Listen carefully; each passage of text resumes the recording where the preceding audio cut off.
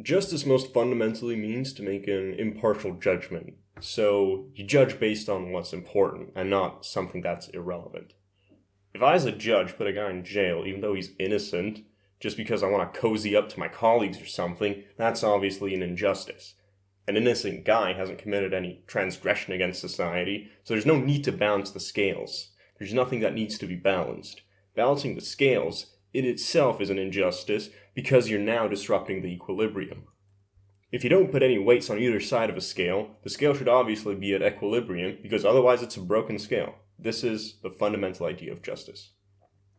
So let's hypothetically say that the one side of the scale is good, let's say the left side, and the other side is bad. We put a weight on one side, let's say by murdering a random guy, and now in order to get to an equilibrium again, we have to put an equal weight of equal magnitude on the other side. In practice, this would be something like putting a guy in jail for 20 years because he murdered someone. Essentially, being in prison for 20 years is considered to be roughly equal to murder. This is the instinctive justice that we all feel, and I can at least tell you that when I learned about jail sentences in school, I was pretty seriously upset that murderers didn't just get killed as a punishment for killing, because obviously 20 years in prison isn't removing a person's entire lifespan, which is unequal in comparison to what he actually did, which was remove another person's complete lifespan. The problem is that our instinct for reaching and violating an equilibrium tends to be one-dimensional. For example, let's say I've killed someone, and I expect to be convicted and sentenced to death if I get caught. This would automatically mean that if a group of, let's say, 5 police officers is about to catch me, I have every incentive in the world to fight to the death and kill them, to the last man, because I'm a dead man anyway. I might as well take the risk. There's nothing preventing me from committing more crimes as well, because it's not like the sentencing would get harsher if I get caught. If I already get a death sentence for sure, why not rob a store to get some food? This is why instinctive justice like this is neither possible nor desirable. Reality is just too multidimensional.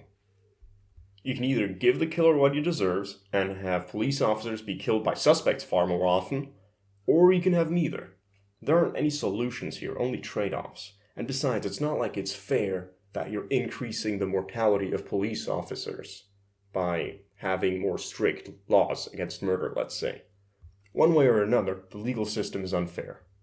This means that, in reality, justice, as it's actually implemented, doesn't exist to give people what they want, although it's commonly believed that that's why it exists.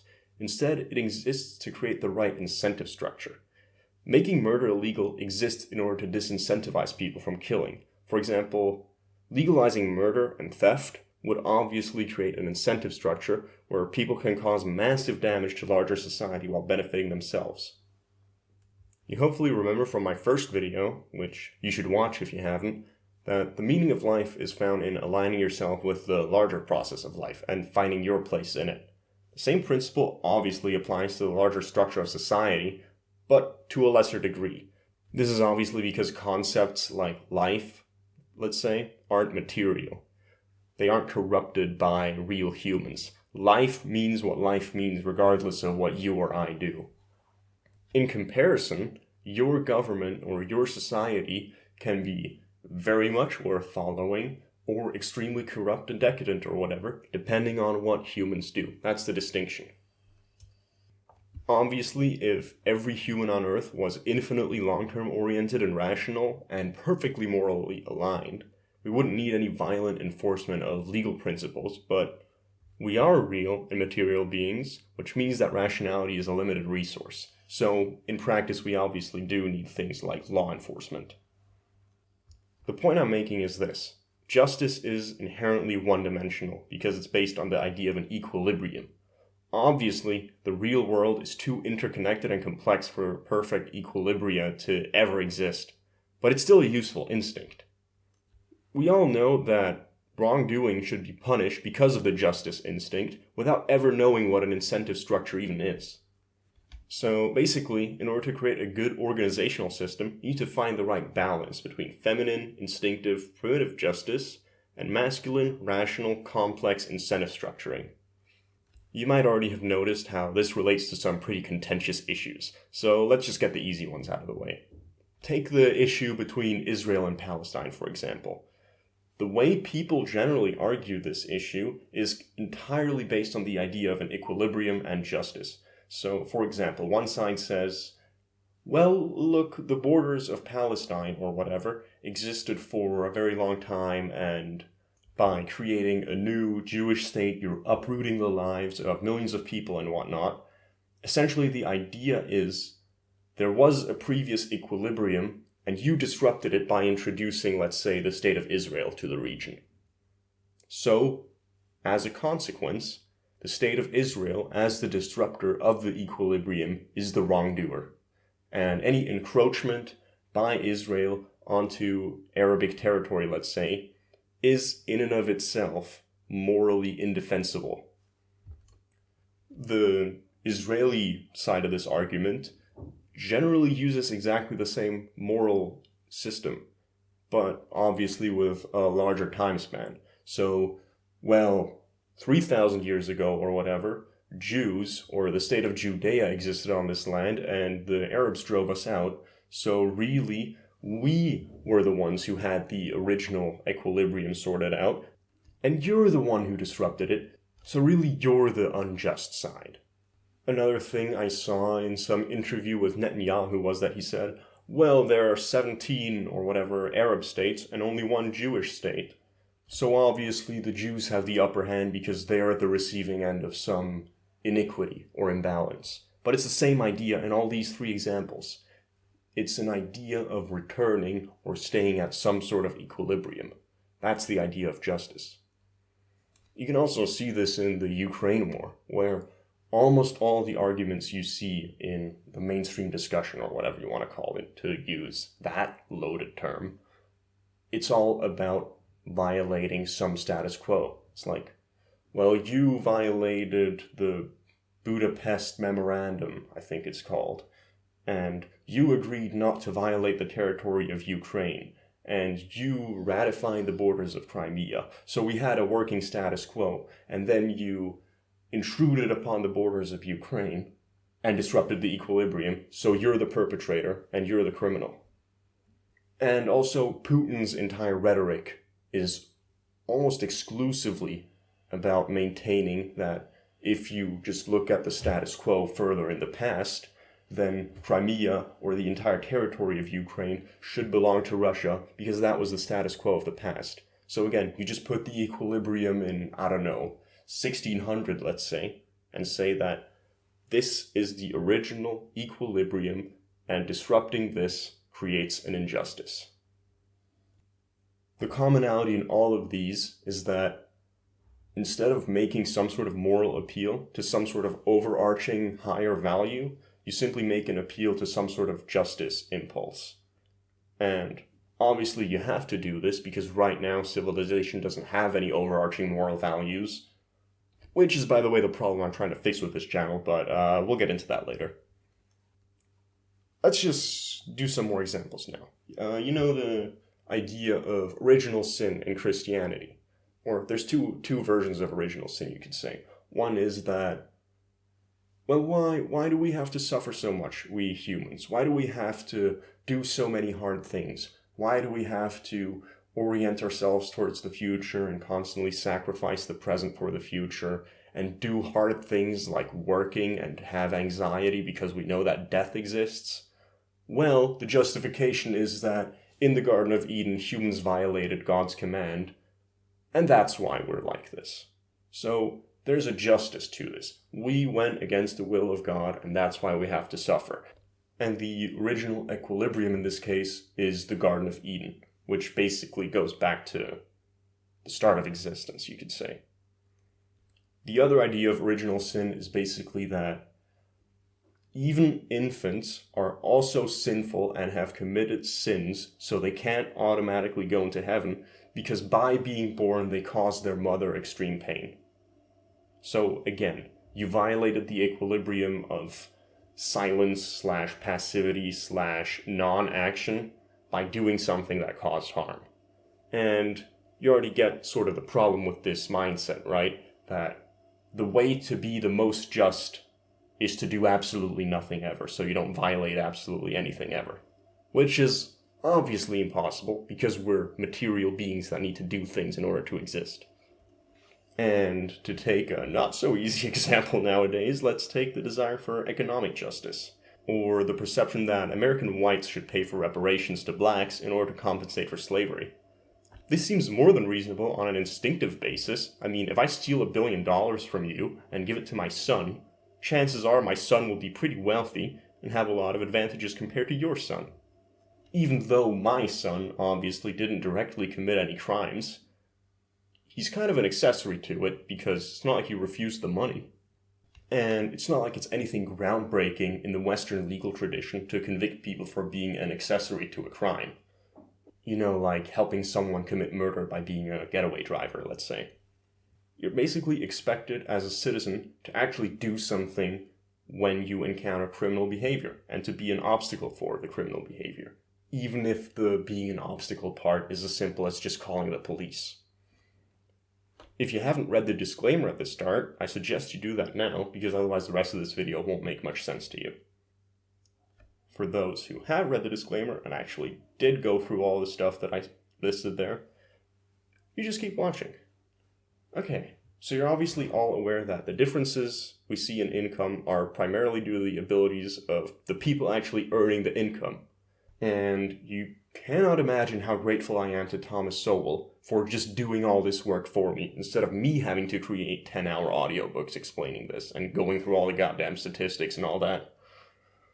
But anyway, productive skills, believing in some sort of moral system that prevents you from disrupting the fabric of trust that enables simple capitalist exchange, having a good work ethic, being long-term oriented, all that, that's the primary determinant of what your income is going to be. But all these things are still highly heritable. If not genetic, then by learning from your parents, or being born in a society where people actually do trust each other, as opposed to, let's say, some African state where the status quo is essentially that the police is corrupt, and they say they're corrupt because they don't get paid, so they have to take bribes, and the state officials say, well, we don't pay them because they take bribes anyway. So the cycle of poverty is not just material, it's moral, it's multidimensional in all sorts of ways. Anyway, this injustice, or perceived injustice, that some people have privileges, whether it's their own qualities or money they've inherited or whatever, it isn't something that they earned of their own volition. You could say that, well, you just happen to be born in Denmark, where people have work ethic and respect for education and functioning institutions and whatnot, and you didn't earn that at all. So by what right do you have a better material life than people in, let's say, Indonesia or Pakistan? This is where you see an incredibly interesting parallel between Christianity and Christian ethics and modern egalitarianism. If a soul happens to be born in a body whose parents are more moral or skilled than others, what right does that soul have to the privilege of such parentage? It's the exact same idea as the Christian belief in the immortal soul that moves to the afterlife after death. It's like, you're not the person, like, as in the body, the physical human. You're just the disembodied consciousness. Everything else isn't really you. Anyway, the point is that human souls are inherently of equal value and are judged equally after their death, according to Christianity. And that makes sense in its given context. You know, the Christian context, the entire belief system. But now, this belief, this single belief, has morphed into a purely materialist worldview. Because of this, it creates a feeling of absolute and eternal injustice, because real physical existence is inherently based on contrast. Again, remember the first video I made. There is no existence without contrast. That's what makes it existence. But immaterial concepts like the human soul are timeless and equal in all their manifestations because they're immaterial concepts. That's what makes it a concept. At this point, I think it's important to remember that the word inequality is just another word for concentration, which is analogous to distinction, complexity, and so forth. Conversely, equality is just another word for diffusivity. So, you really could say that the pursuit of economic equality as a goal in and of itself is a rationally warped incarnation of the basic feminine instinct of justice and wholeness. And keep in mind, when I say feminine instinct, I don't mean that only women have a sense of justice, obviously. I rather mean that it is a feminine concept because it's based on an instinct and a feeling. Because again, if you look at the graph, feeling is of the feminine world, you could say. Let's elaborate a little bit more on the similarity between equilibrium-oriented justice and wholeness. So, when exactly was there ever an equilibrium? A child is born, and by Anglo-Saxon tradition, we decide that the son doesn't inherit the sins of the father.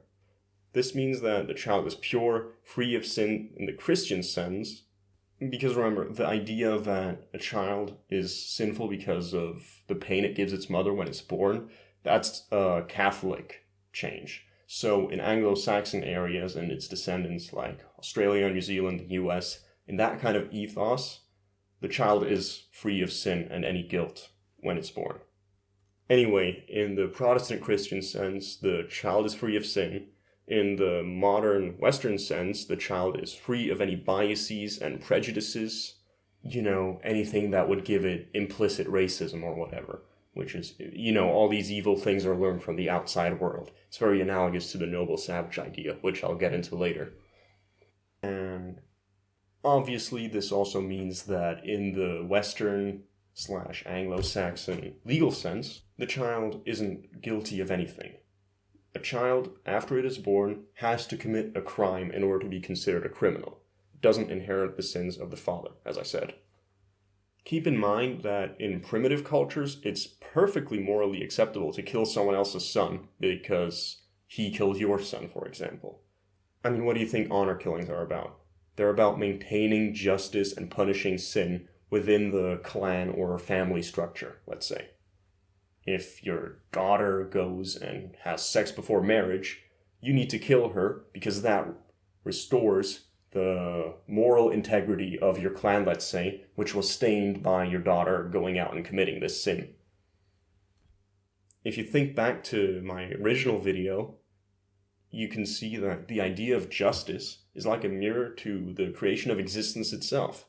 Before existence was created, Apsu and Tiamat were in perfect symmetry, or a perfect equilibrium, if you will, and then this equilibrium shattered, and existence and contrast were created.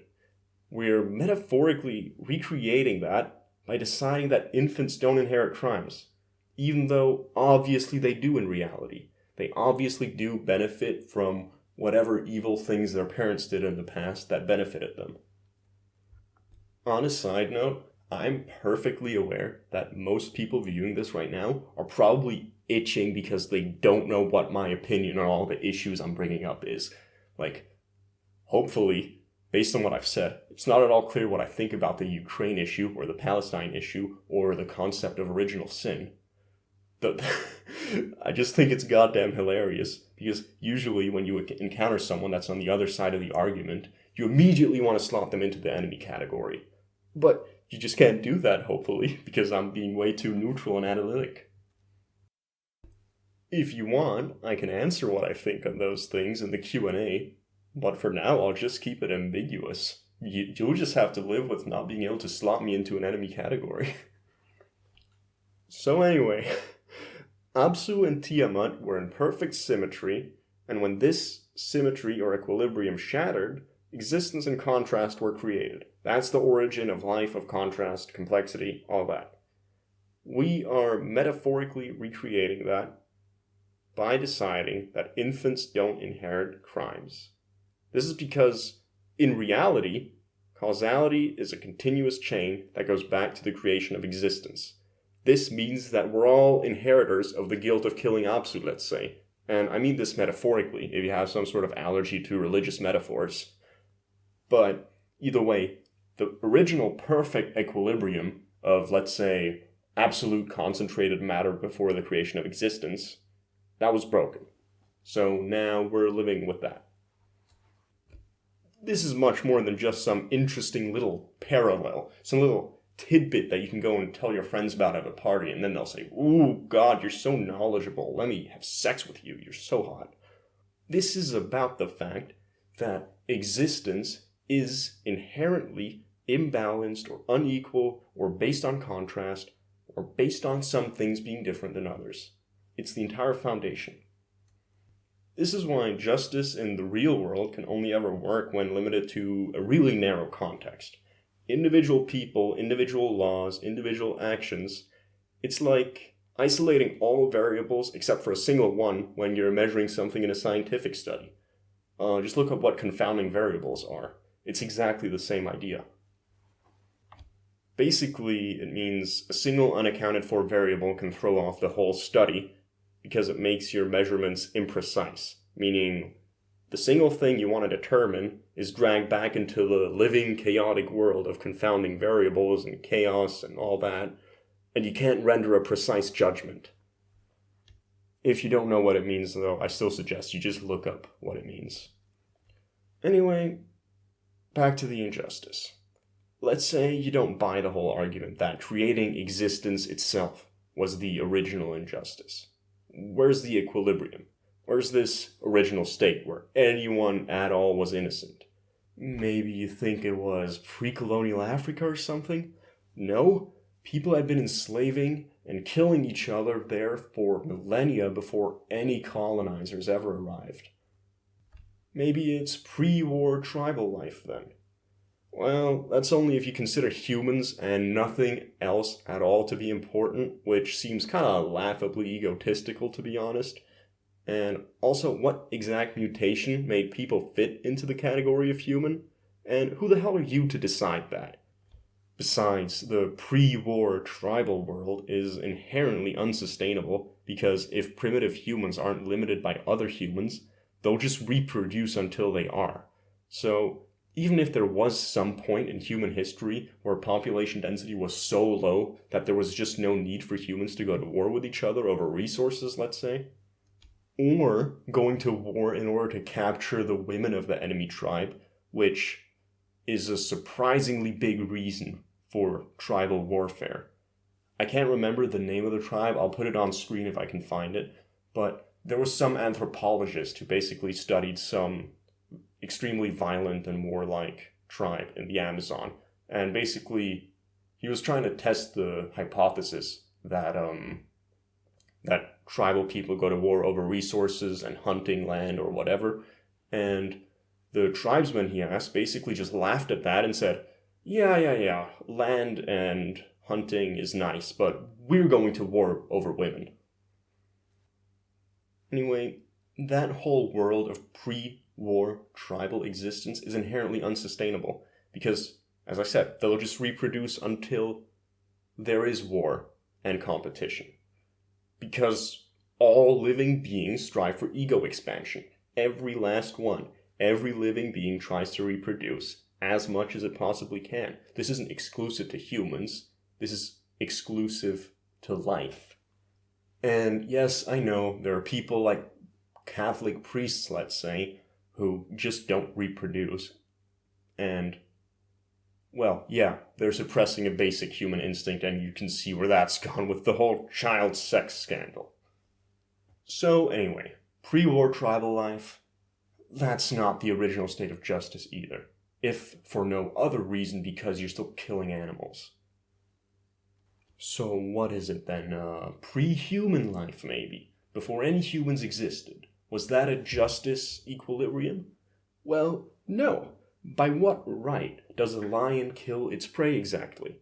Why are lions entitled to the privilege of being at the top of the food chain? Just because they happen to get the right genetic mutations from their parents? This obviously isn't justice either. How about pre-animals? Let's go back to single-celled organisms when they first emerged. Surely there's nothing bad about that, right?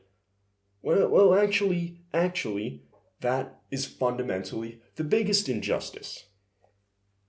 It's like, just because of random particles randomly coalescing in the primordial soup of life, let's say, just a bunch of coincidences, and suddenly you have something that's alive.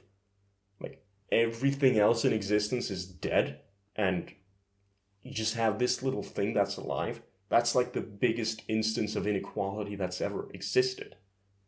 Like, what exactly did those organisms do to deserve existing? It just kind of happened to them. They didn't deserve that whatsoever. So, how far back do you have to go to find your elusive justice? All the way back to before existence was created. That's how far. How about we just nuke everything on Earth and hope that heat death consumes all of existence? Seriously, in heat death, every particle is completely sovereign. It's completely safe from any interference by absolutely anything. The feminine expansion of space will protect it completely and unfailingly forever. Nothing will ever touch it. Nothing will ever happen to any particle in all of existence. Everything is equal. Everything is at perfect balance. Everything is stable. Nothing will ever get hurt. Isn't that just amazing? Seriously, if you want all-encompassing justice, this is how you get it. Existence itself just has to be deleted. I mean, why do you think that all the worst mass murderers of the 20th century were all motivated by justice?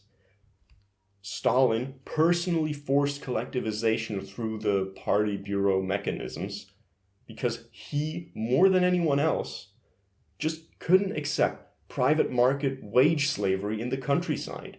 These are direct quotes from the Soviet archives of the transcripts of the conversation the Politburo was having. Hitler killed Jews and Gypsies for being leeches and parasites upon the German people for generation after generation. So even killing them could never really bring justice, but at least killing them would get them as close as they could. Lenin ordered wealthy Russian farmers to be killed for exploiting the poor, or for being bloodsuckers, as he said it. And the belief that the wealthy farmers of the Soviet Union or late Russian Empire were deserving of this is still a widespread belief. And maybe it is true. Maybe they did deserve to all be murdered. I mean, where's the justice in them having more resources than their starving neighbors, right? It's completely unjust. They're just using their privileged position to squeeze everything out of their poor neighbors who are just trying to survive. The killing fields in Cambodia were also completely justified because the cities were parasites upon the countryside. Here are these wealthy citizens. They can only exist because of the farmers. If you remove the farmers, the cities are dead. None of them can eat. And here they are being wealthier than the farmers anyway. Isn't that a massive injustice? And wasn't city-dwelling parasitism upon the countryside also happening for all of civilization, basically? Yeah, it was. So killing them isn't even close to justice. It's just the closest you can get. Oh, and by the way, Pol Pot was educated on Marxist theory in Sorbonne University in France. Just a little interesting thing you can mention at parties, right? Or let's take Mao Zedong's famous quote, "When all struggle is grasped, miracles can happen." All struggle was basically his variation of class struggle, but the meaningful thing here is if the peasants only understood how much they're being oppressed and how unfairly they're being treated, then we could really create a fair society. In short, justice in a narrow context is a really useful tool for social organization, but if you adopt it as the fundamental value, the value that's good in and of itself, all hell basically breaks loose. And as far as I can tell, this happens when you put literally any value besides life itself at the top, or see it as a fundamental value. I mean, most religions that I'm familiar with, or all of them really, they all have incredibly complex stories that are really, really accurate metaphors for the structure of existence. Like the Mesopotamian, the Christian, whatever vision. It's all really, really good descriptions of reality. Put anything else at the top, it turns into a way worse disaster than any religion is ever capable of producing.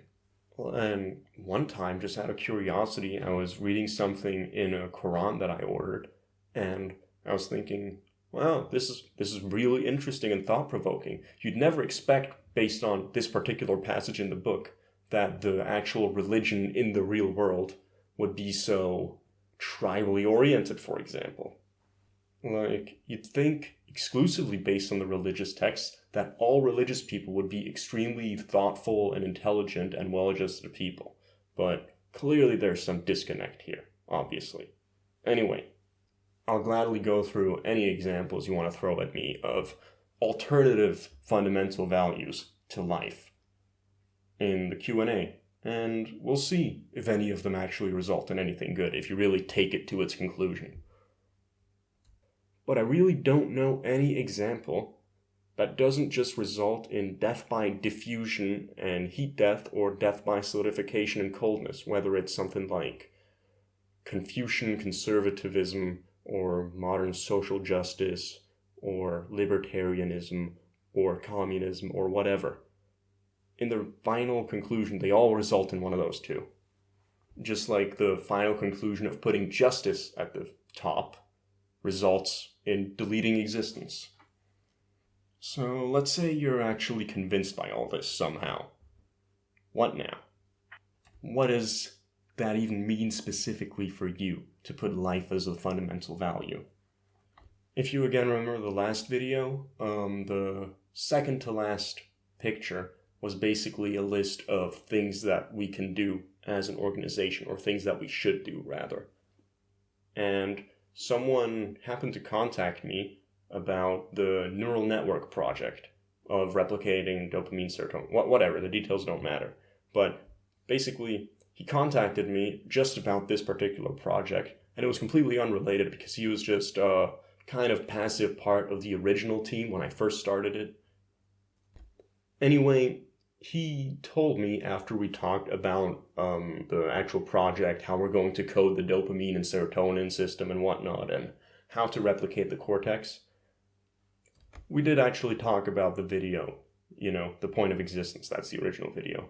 And he said that it seemed like the call to action wasn't very clear. So what exactly this channel and this organization is even about, that'll be part of this whole explanation. Let's return to the economic justice idea. I'll make a more detailed video about this in the future, which will be about economics in general, but in short, the optimal way to organize an economy is by the following principles. If cartel structures, deception, and externalities are prevented, the free market economic system is the best system and incentive structure for material production. And if cartel structures can be prevented, like, for example, let's say the scale of something is very high, or it's something like building roads in a city, or city planning, or whatever, where the externalities are so overlapping and the scale is so large that privatizing it just creates too much of a mess, then the government should be in charge of it, because otherwise you automatically give the task to a selfish cartel structure. There's obviously intricacies like eminent domain to this, and I do have some ideas for how to ideally handle that, but you do get the point, right? This is the fundamental principle of economic organization that has such an insanely consistent track record that it's just about giving you the data, and then you can basically see how it works and why it should be adopted, right?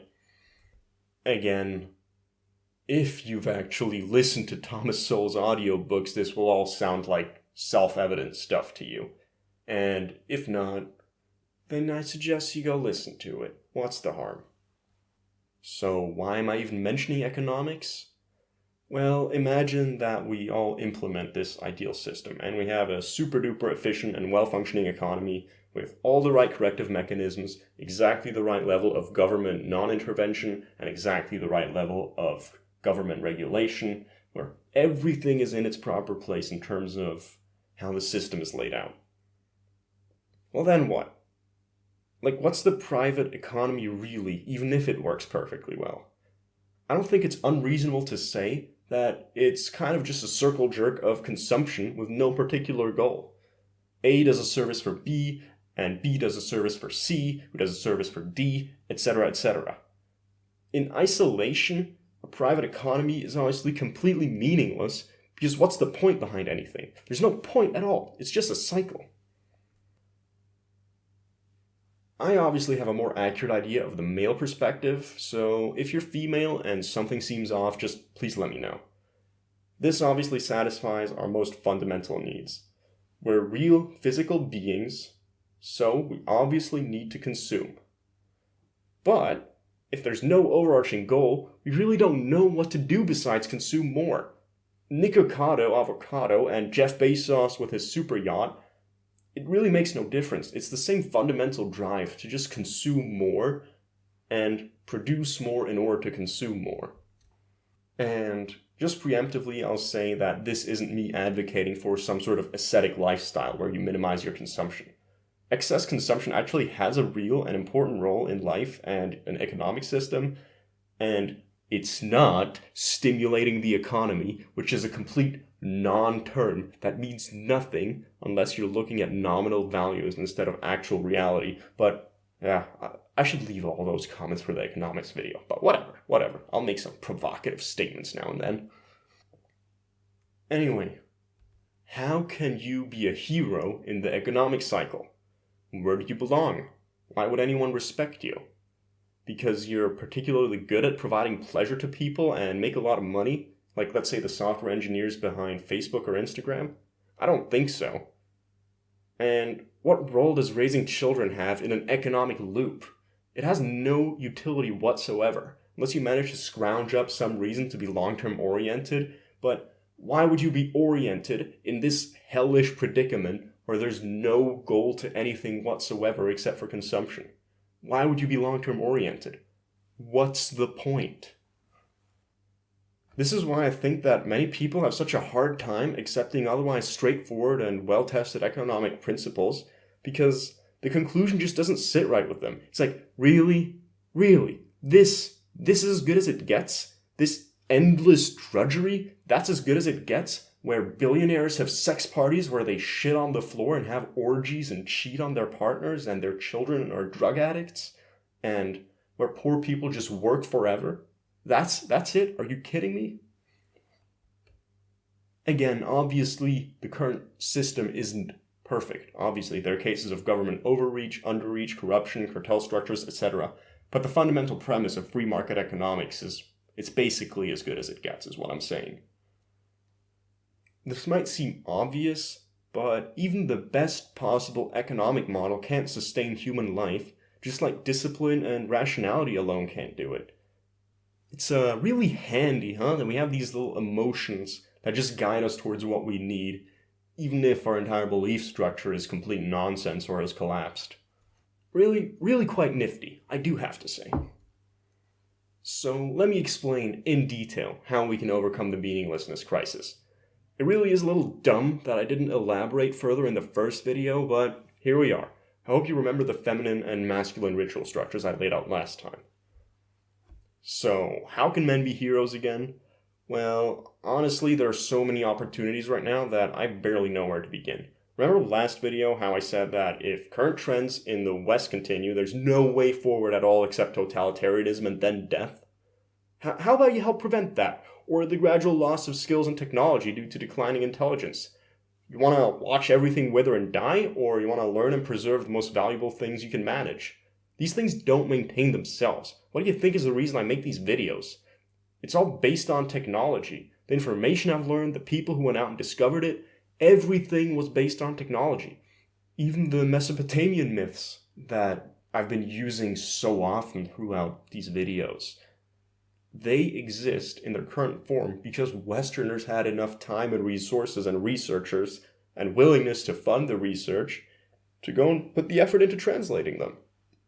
And let's say you're not really much of an intellectual and you don't care about all this stuff, or you do care, but you just don't think you have what it takes to contribute to this. Just pick some other route of self-empowerment. Go to the military and learn how to be a competent fighter. Do anything at all that actually gives you power over reality. You can't have the higher order pursuits without the lower order pursuits, and being, let's say, a military man, or being a carpenter, or whatever. This is a foundation of everything that's above it. It's like not being some grand hero or some icon of society doesn't mean that your highest pursuit for you yourself personally isn't worth pursuing. This might start sounding like Jordan Peterson's standard responsibility preaching to you. And by the way, I really respect the guy. And obviously this is very similar. But the difference is that you're actually serving a purpose instead of just pursuing a bunch of difficult tasks that seem valuable, but you're not exactly sure why and are primarily motivated by the horrible alternative of just being without direction. So picking any goal basically is better than nothing, most of the time. But your life could be so much better if you pick exactly the right goal. And that is to such an extent based on intuition and feminine factors, which I think are so neglected by any modern belief system, that basically things could just be so much better than, for example, the Jordan Peterson movement, which is already pretty good. The primary problem I have with it is basically that it seems so strongly motivated by the horrible negative alternative than actually being a creative force itself that it just doesn't resonate with me. It's like on a political and organizational level, it's all about preventing the left from doing horrible things, let's say. Or it's about people individually not becoming nihilistic, useless degenerates or whatever. Like, that's all well and good, but you need something that's actually positive inside of your worldview as well. And if you just continue the Christian mistake of trying to fix everything with nothing but discipline and self-control, you're not getting anywhere in the long term. And when I say it's a Christian mistake, I'm talking about it in the modern context. It may have been exactly what was necessary when Christianity first came about in the centuries afterwards. But nowadays, I think it's very, very, very, very obvious that masculinity alone isn't the solution. Clearly. It's like, look at literally anything in your life, and you'll see that masculinity is not the solution to absolutely everything. Well, sorry for going on that little off-script rant, but I'm leaving it in the recording anyway. So, yeah. Point is, you can't just rationally force yourself into some great and grand task that you've set for yourself. You have to find the path of action that fits you personally, rationally, and emotionally. Discipline and enjoyment. That's the idea. Maybe you don't have much talent for technology, but you think that, well, I should be aiming at the highest possible thing, so I'll go become some genius software developer, and any roadblocks I encounter, I'll just force myself through them. I'll just will my way through it. And feel miserable doing it, but I'm at least doing the best thing I possibly can. Well, no, that's not exactly how it works. I can't prove this, but it seems pretty self-evident to me that if you really want to do what is right for you and the rest of the world, it's necessary to enjoy the process itself. For example, Warren Buffett is obviously an extremely good investor, and so is Charlie Munger.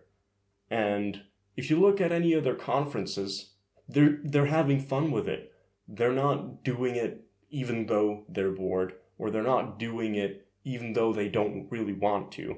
The entire process of doing their jobs is extremely enjoyable to them.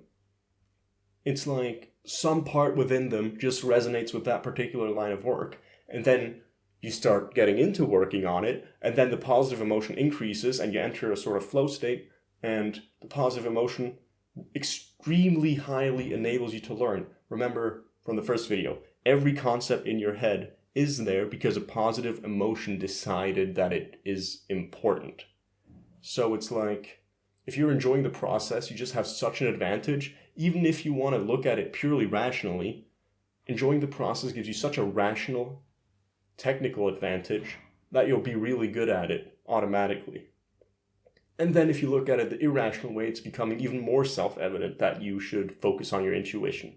Because what do you think is going to happen to the rest of your life if you're working some job that you hate?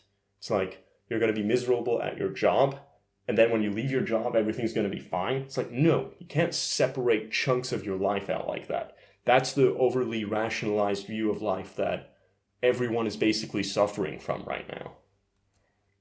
And obviously it reduces your stress level. It makes everything better. Everything is better if you do the thing where your rationality and your emotions coincide. That's when you reach the flow state. That's the meaning of life right there.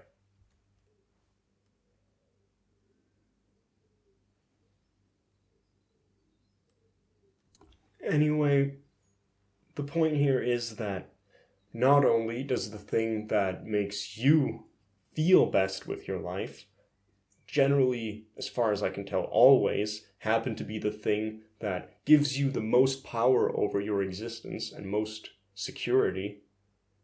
It also happens to be what's the best for the rest of the world as well.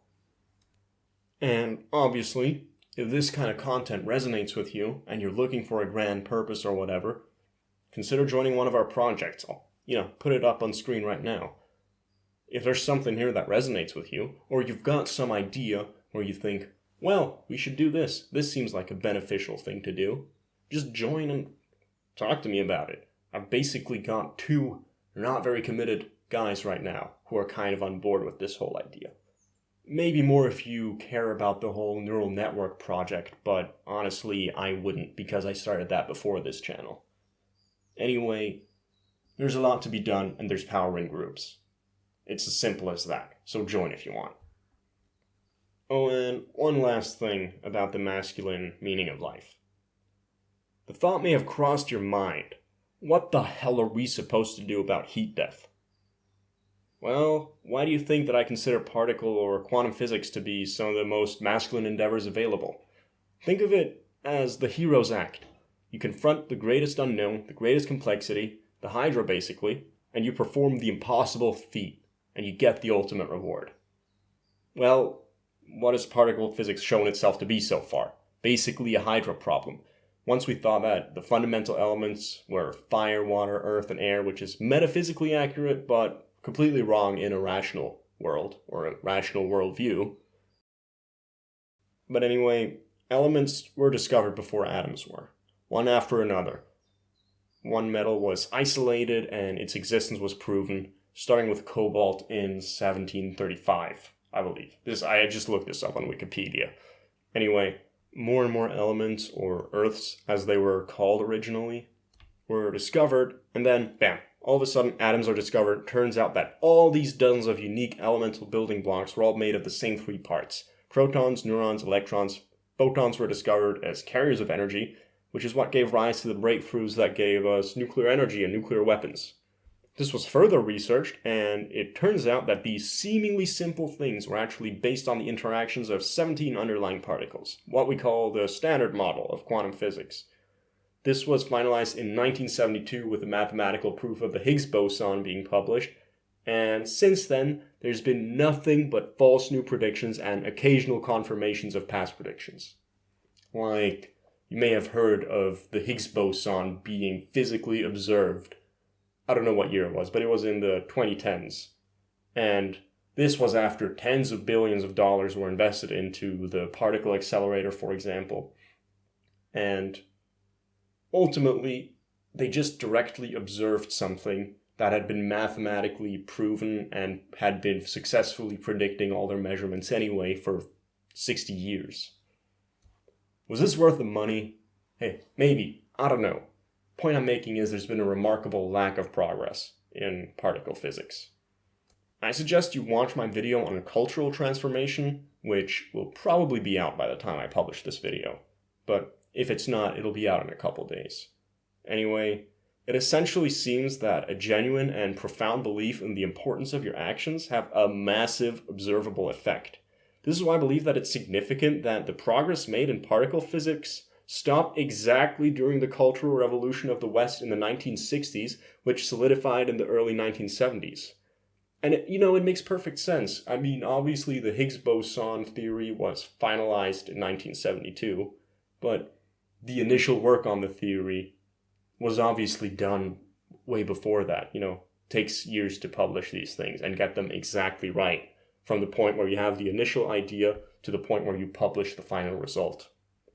The point is, as soon as the West stopped believing in itself as a cultural unit and turned, you could say, to self-criticism or self-hatred, whatever you want to call it, that's when you suddenly see a complete lack of progress, and where it seems like modern particle physics largely exists in order to have particle physics. It's like people do predictions based on the mathematics they're doing not adding up, and then the prediction they make doesn't actually pan out in reality, and then they make a new prediction, and you just repeat the cycle.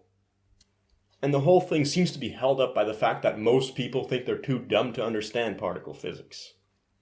Anyway, this is also why I believe that women being attracted to intangible factors like self-confidence or the intensity of a man's gaze, are two examples, is extremely important and not some bug that you can feel rationally contemptuous about. Like, I've seen it a lot that people will feel contemptuous of women who choose to be with obviously criminal and irresponsible men who are obviously going to leave as soon as there's a pregnancy or they find some other woman. They're still attracted to this sort of man because you could say he's too sociopathic and criminal to have the level of self-doubt that most Westerners have. Women are attracted to exactly what men should be and vice versa. This is why I put the attractiveness between the sexes at the very top of the list here, because it's the best guide we have for how to act the right way with respect to all the different and mutually contradictory aspects of life, along with our own conscience, intuition, emotional states, and all that. Anyway, point is, who the hell knows what will come out of solving the next Hydra problem in particle physics? We don't have any clue at all. For all we know, it could be a far more significant leap than nuclear weapons were in the 40s, which is about as awe-inducing as it is terrifying. Just so you know, I personally think that the existence of offensive nuclear weapons just violates the conscience, and that figuring out a tangible plan for how to get rid of them or use them exclusively for destroying incoming asteroids instead of civilization itself is one of the most important undertakings we can devote our time and resources to, basically. Obviously, we have zero power to actually implement much of anything right now, but, again, there's power in groups, and who the hell knows what could happen in the future. You have to place your bet somewhere, and basically see what happens with it. And yes, when all is said and done, I really think that heat death can be averted. The greatest treasure is found in the carcass of the worst beast, and I can't imagine something more difficult than solving the current particle physics gridlock, or a worse beast than something more destructive than the hydrogen bomb. And don't forget here, achieving the most important thing you can possibly manage through self-empowerment and feeling engaged in your life's work is exactly what women are attracted to. And why do you think they're attracted to it? Because that's the best thing for you to do anyway. It's like, the sexual selection systems obviously exist to facilitate life. Obviously. It's kind of shocking how obvious it is when you say it out loud this way. Alright, that should give you guys plenty of direction. And just so you know, men might be attracted to nothing but simple physical fertility indicators when it comes to short-term partners, waist-hip ratio, that sort of thing. But when it comes to long-term partners, it gets just as complex and demanding as the perceived high standards that women have. Finding the right partner is definitely a question of complementarity, and it's not like you're just adding up all the positive and negative traits of a person and then the result is that you have some number. I think it's really important to mention this here because it shows you can't just say women should primarily take care of children, organize social gatherings, or whatever, because while these things may generally be true, that's the key word, generally. What the ideal woman is only apparent by looking at the entire breadth of what different men are attracted to.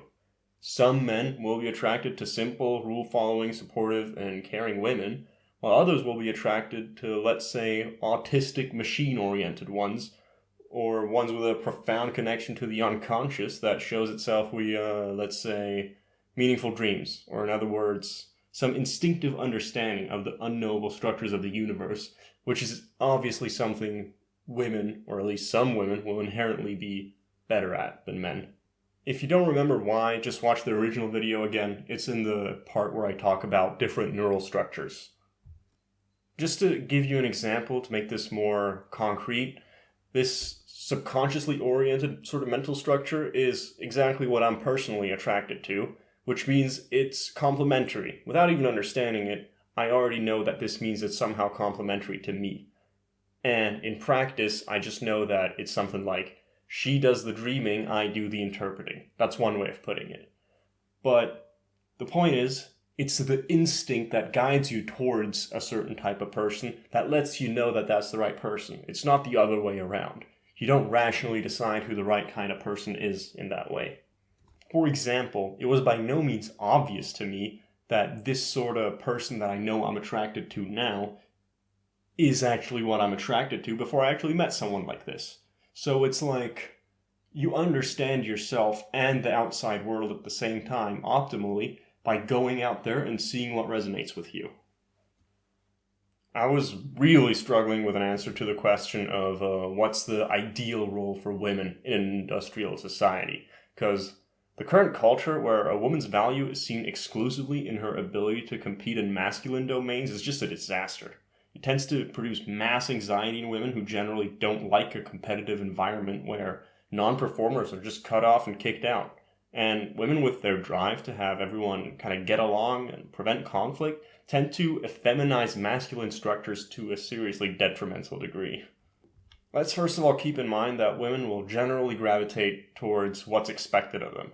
Rationally speaking, this means higher agreeableness or social anxiety or whatever, but really it's simpler than that. Women are simply more feminine, which means their will is more diffused into the surrounding society. You could also visualize it this way. If you align the structure of existence with gravity, let's say, you'll see that the foundation is feminine, or the material world is feminine, and the ideal, or God, or whatever, is masculine. This would be the Christian view. So again, you could simply say that women are to a greater degree simply part of the world they live in than men. You know, it's like less or more exceptional, that sort of thing.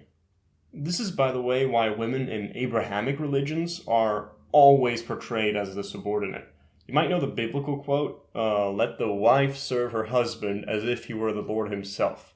It's part of the general Abrahamic worldview that the material world is negative or sinful, and the immaterial, abstract, godly, or afterlife world is morality in and of itself. There's obviously some truth to this. If you remember, our foundational material need for consumption and its excesses is really accurately portrayed as sinful in Christianity. Sinning is an archery term, by the way. It means missing the mark. So essentially, you're not aiming at the right thing, or you might be aiming at the right thing, which is supposed to be the ideal, right? But you're missing it.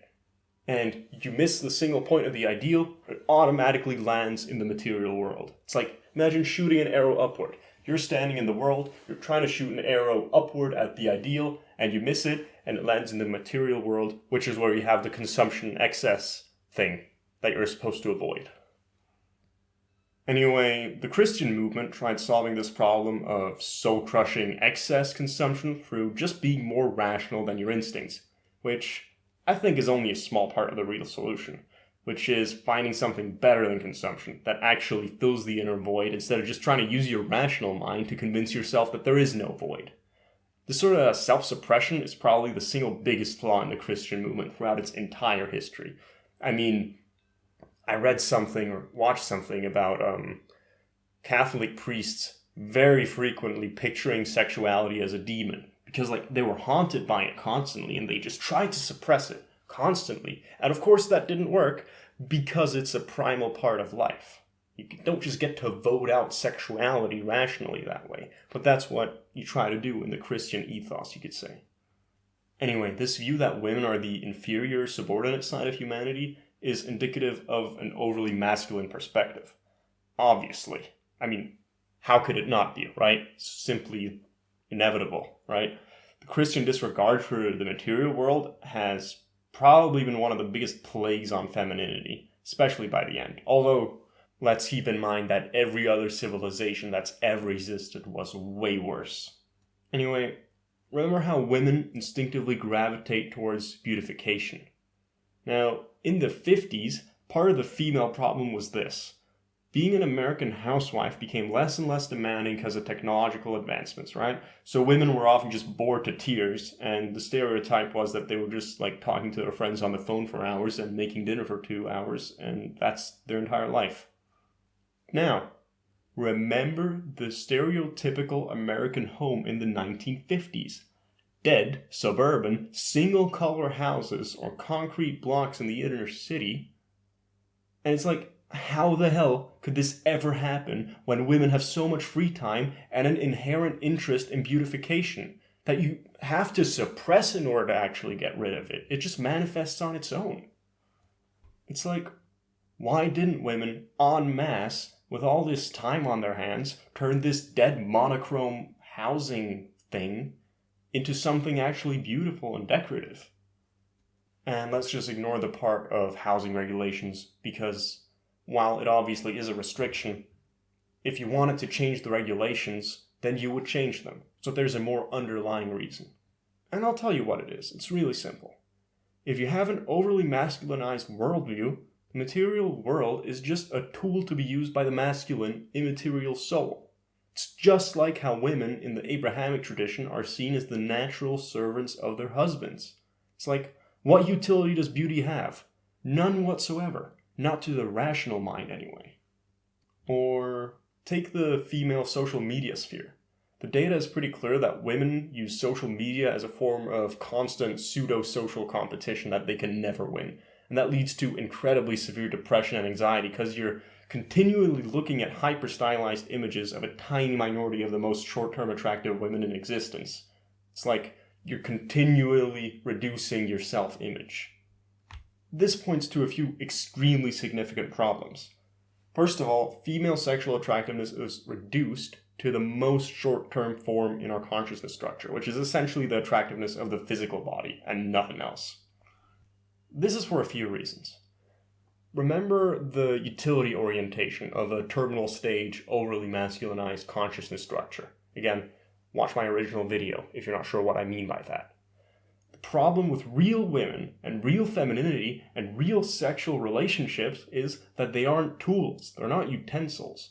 A man can't just use a woman or a relationship as a tool for pleasure, let's say. It's like, try it out and see what happens in the long term, if you don't believe me. If you picture sexuality as a tool of pleasure, you obviously reduce it to its most isolated part. That's what masculinity does. And that, in this case, is the raw sensory inputs of sex, and nothing else. You basically just want to isolate the sexual sensation from everything around it. You want to remove the surrounding reality as much as possible. So you watch porn, masturbate, hit on girls using a fake personality or something, you use contraception, etc., etc. This is obviously disgusting, but it's based on a much more fundamental deformation in the Western consciousness structure than just some random deviants doing something that is obviously distasteful. Still, both sexes exist to attract each other. So, while women might find the outward manifestation of this short-term sexual impulse really repulsive, those same women will very often still try extremely hard to make themselves attractive to this short-term sex-oriented male mind. It's not some childish way of complaining about things you really like anyway. It's simply a consequence of our reality-oriented instincts not being accommodated by our delusional social order. It's like the female instinct to make herself attractive to men isn't manifested in a way that's actually beneficial, and it's like out of balance because our social order is completely out of balance with reality. Again, women are currently only culturally valued by their ability to compete in masculine domains. So, her instinctive drive towards aesthetics and caring is just pushed into other areas where it doesn't belong and will never be fulfilled. The drive to take care of others is just directed towards the workplace or politics, and the drive towards beauty is directed towards social media, which is inherently masculine and dead. What do I mean by that? Well, look at the graph. Material versus immaterial. Wholeness versus perfection. What do you think social media is? It's inherently completely immaterial because it runs on computers, which is the most immaterial technology out there. By posting a picture of yourself, you're inherently creating something detached from the material world. So you post an image of yourself. You just take a random picture of yourself from a random angle at a random point in the day? No, you carefully select lighting, angle, outfit, facial expressions. You take 50 pictures, then another 50 pictures because obviously the first 50 all weren't good enough. Then you only upload the absolutely best picture on your social media. You literally couldn't masculinize beauty more if you tried. Every step of this process is about perfection and competition. And it utilizes the most masculine technology in existence, with feminine beauty orientation basically just being tacked on the side as like some part that really sticks out. Obviously, if you take a feminine drive and you place it in a hyper-masculine context like this, the female psyche will wither and decay, and it leads to egotistical anxiety. Remember, anxiety and ego preservation are inextricably linked. And honestly, I cannot think of a single hypothetical example where putting a beauty-oriented image of a woman on a computer or the internet is clearly a good thing. I can't even think of one. I do have an alternative vision that could put female drive in contexts where it actually gets fulfilled, and I'll get into that later this video. Men and women seem to have gotten scared of each other. Take the male fetishism of gamer girls, or boyish girls, for example. Why do you think this is so common? Because playing video games is feminine? Obviously not. It's because men don't seem to comprehend the domain of the feminine, or how they could possibly ever enter it, so he wants to instead have the inherent reward of the other sex, while it being detached from all the other traits and the entire world of the feminine. It's just another example of the overly masculine and rational view, where you think you can simply get the woman you desire while making zero connection with femininity itself. So you think you can just isolate the parts from each other, when really that's obviously impossible. And of course this is the case the other way around too. Female fetishization of BTS or teenage Justin Bieber in the early 2000s are perfect examples for this. So, women have lost touch with masculinity, and men have lost touch with femininity. So, what exactly are we going to do about that? Well, for men, part of it is obviously just what I explained earlier. The actions that make you more masculine are the same ones that make you attractive to the feminine, obviously. And those are the same actions that enable you to sort of naturally connect between these two. You and a woman mutually attracted into a perfectly complementary union. That's what we call marriage. And yeah, reproduction is an inevitable part of this. I'm guessing that almost none of you actually feel even remotely prepared to have children, and neither do I. One of the effects of this whole project is precisely to get you and myself into a context where not only do you feel completely confident in your ability to shoulder that burden, but you also really want that burden more than anything else in your life. It's obviously a recipe for disaster to think, well, I feel totally unprepared to have children, and the very idea is anxiety-inducing and repulsive, but life is the highest value, so I need to do it anyway. This would obviously lead to misery for you, your partner, and most of all the child. Again, it's like every other self-deluding pleasure, whether it's contraceptive sex, cigarettes, overeating, whatever other source of pleasure you engage in order to detach your mind from reality. The solution isn't to whip and scorn yourself into obeying your rational mind like in the Christian vision, I think, but to acknowledge your destructive behavior and pursue a life that actually fills the inner void so you don't crave the addictions anymore. Simple discipline is part of the solution, and it always will be, but it will never be the whole solution. Anyway, just ask yourself, what exactly is the point of sex if it isn't reproduction? To feel good?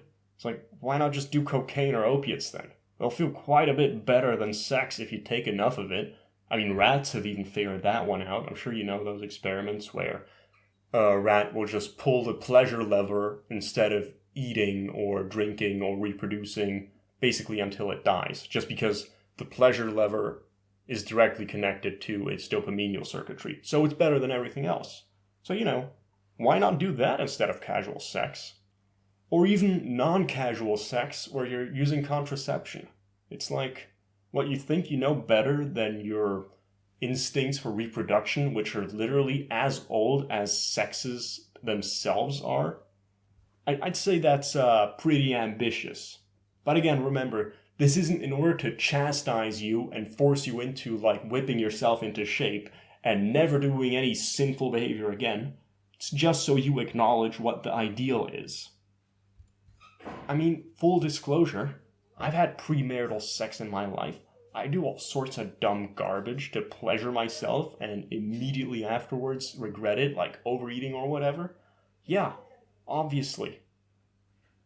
The point is that you acknowledge it, knowing that the solution is to find something better.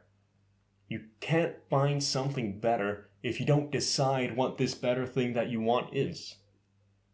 Also, on a side note, it seems pretty clear to me that contraception has clearly enabled people to just avoid growing up. And the analogy that I often use is that people in their 20s are basically acting like children who discover that they can orgasm and no longer get money from their parents. It's like, why the hell do you think that people who are well past their teens still refer to the other sex as a boy and a girl? It's like, on some level, we seem to be perfectly aware of our immaturity. Anyway, back to the reconnecting of femininity and masculinity. So, for men, reconnect with your own masculinity and you'll automatically understand femininity. And obviously the inverse is the case for women. I really can't explain why I'm so sure of this, but it seems somehow self-evident to me. But hold on. How exactly are women supposed to do the inverse here? And this is kind of where we run into a bit of a problem. Women inherently rely on social expectations to guide them.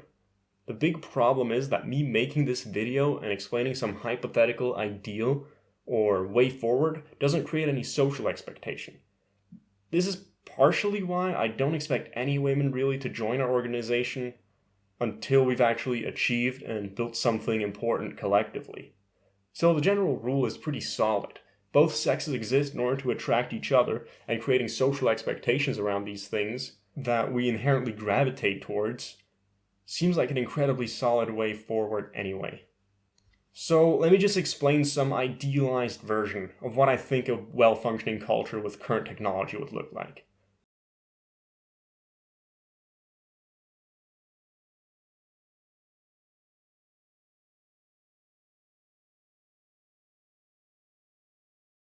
Alright, so this is the point in the recording where I'm supposed to go completely off script theoretically, because I guess I couldn't be bothered to write the rest of this, and I've gotten pretty tired, so if this ends up just becoming a long rant without any useful information, that's too bad.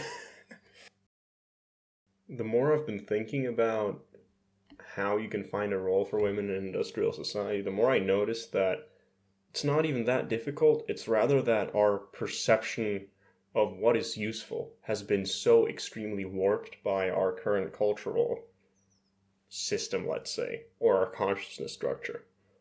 So, for example, I made a slide last video where I briefly mentioned kinesiology, which is a kind of treatment that by any scientific standards would just be considered pseudoscience, more or less, where the extreme effectiveness it has is just a placebo, essentially. And what it's essentially about in this case is that I'll just explain like two of the treatments I did. There are two kinds that I've done. So one is basically about allergy treatment, where the whole premise is that you have allergies and it's caused by underlying psychological problems, let's say.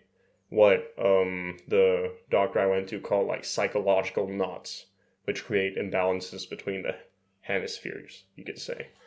And what she basically does is puts a little glass vial with the allergen in your hand, and the 5 allergens that she treats are gluten, wheat, milk, and 2 others that I forgot. I think one is some sort of component that's in aspirin. Oh yeah, and the last one is solvents. So like things that go into liquid soap, for example. Don't ask me why those are the 5 ones, I really don't know. Anyway, she puts those in your hand and just pulls your arms essentially, like you're lying down on a table, like with other doctors, let's say, like just a flat table that's kind of comfortable. And she pulls your arms, and if one arm is shorter than another, then you're allergic to that. And the idea is that whatever downstream allergies you have are caused by the initial immune response to one of these 5 basic allergens. Again, how did she get to that conclusion? No idea, right?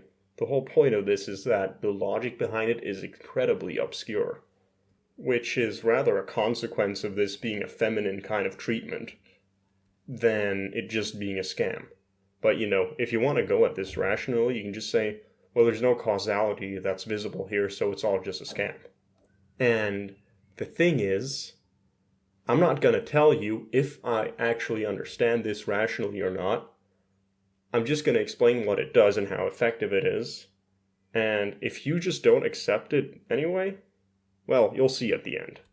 Anyway, so if one arm is longer than the other, that means you're allergic to this allergen that you have in your hand.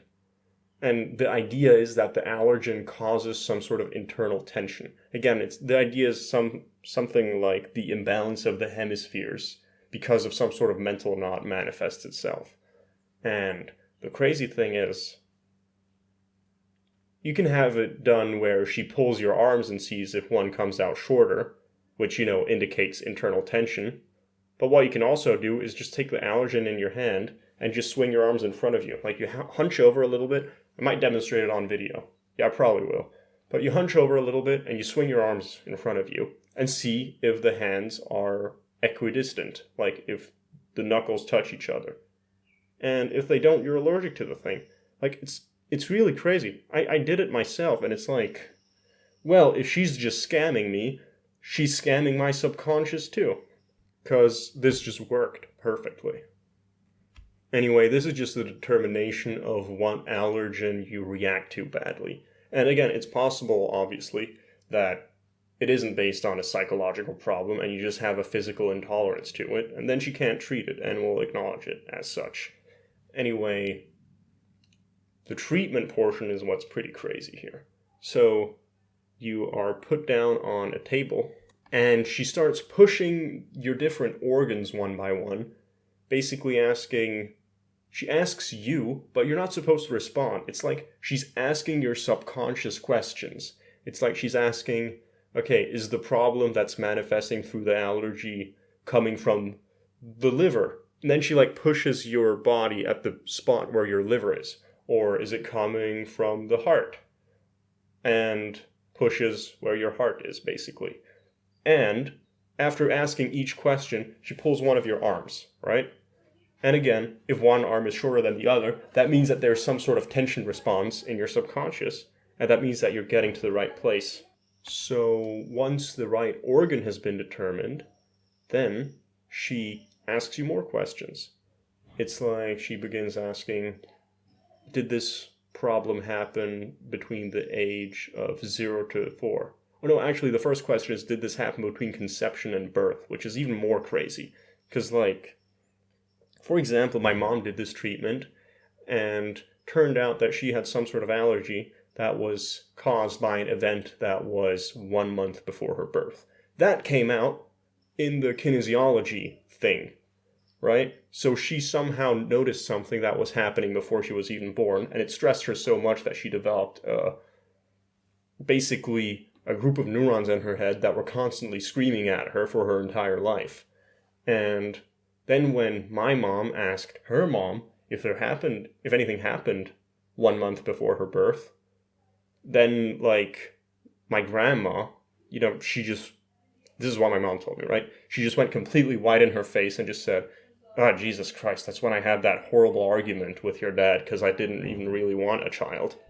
So it's without ever being explicit, this kind of general mimetic force, you could say, or this vague idea of being unwanted, you could say, just manifested itself right there. Without the infant obviously understanding any language before being born. It's like you just absorb the vague feeling somehow, right? Again, it's like all of this is obviously really, really intangible, but it also obviously is so extremely important. I mean, things like broken families don't show up in your economic statistics, for example. But still, this is obviously hugely important, even if it's very, very difficult to measure. Because, plenty of broken families don't get divorced. Anyway, you get the idea. To solve the intangible problems, generally speaking, you're gonna need pretty intangible processes. Like, from an interview with a couples therapist that I saw on Chris Williamson's podcast, it seems like a lot of marriages slowly break down based on resentment, partially based on the sexual drive just disappearing, generally on the woman's part, and very often the solution to that, if not in basically every case, according to this guy who's done this for a while, is simply that the woman also notices that her sex drive just disappears and she doesn't understand why, and basically the solution is usually something absurdly simple, like the husband just never really cares about spending any time with her or just sitting down for a bit and talking about stuff. And as soon as he starts doing that, it's like, oh well, all of a sudden the entire marriage is fixed completely. It's like, it's so absurd that this is the kind of thing that we have to relearn.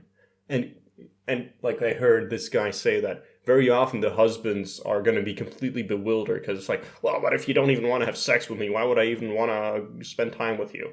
And then they immediately notice when they actually just sit down and talk to their wives, let's say, that it's just a nice and basically therapeutic experience. And then all of a sudden everything fixes itself on its own, almost. It's this really simple thing of letting go of your ego that seems to be so incredibly difficult for people nowadays. And, this obviously includes me. Again, full disclosure, I'm not any better than the people I'm criticizing in almost any respect. This is part of why I think that the kind of rituals I proposed in the first video are going to be so extremely important in the future. Because they specifically are about letting go of your ego organically, without having to go to a therapist. It just kind of happens on its own in your subconscious through the ritual.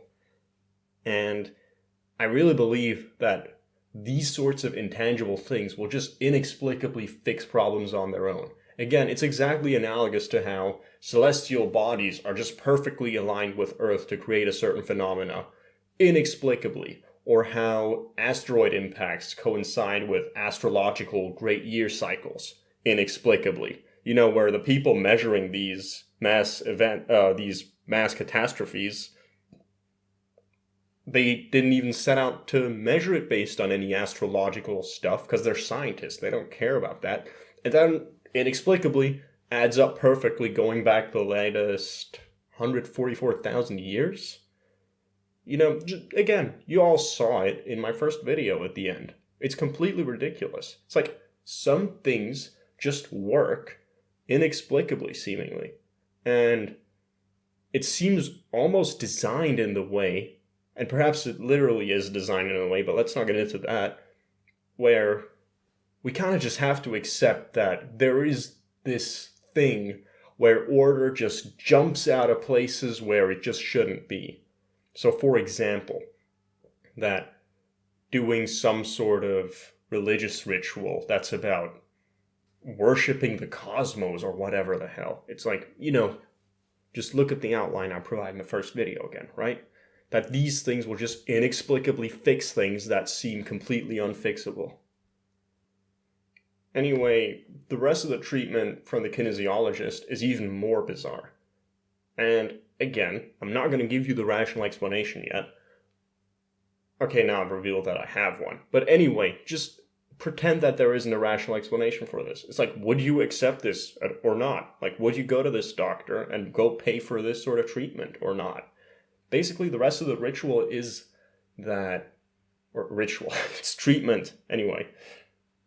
The rest of the treatment is that, well, first of all, you just check what allergen you're allergic to, and that takes 10 minutes basically. And then you go and don't consume the allergen for 2 weeks, and don't go into contact with it.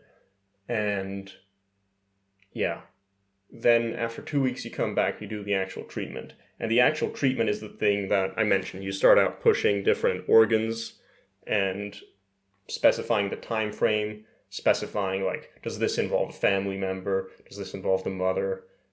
That sort of thing. And you just narrow it down more and more, and the whole thing is based on you just pulling the arms of the patient, basically. Again, to probe for subconscious knots, you could say. Anyway, once you've specified it, you know what the event is. Like, eventually you specify it so much that the patient can guess, like, okay, yeah, I think it was this thing. Like some specific event that you remember as being traumatic. And usually by this point, the emotions are so overwhelming that you can barely concentrate on it already. Because, it's like you're directing the person's attention towards a group of neurons that they've been trying to divert their attention from their whole lives, right? But basically, then you tell the person to concentrate on the feeling that this memory is bringing. And what you then do is, like, either the patient closes their eyes and you tap them on the head in a certain way, and basically you stop when the emotion has disappeared, or when, like, the negative emotion has disappeared from their heads. And after that, you put, like, differently colored glasses on their, like, stomach, basically, because remember, they're lying on the patient bed or whatever, and you again pull the arms and you, like, check which color sunglasses is the right one.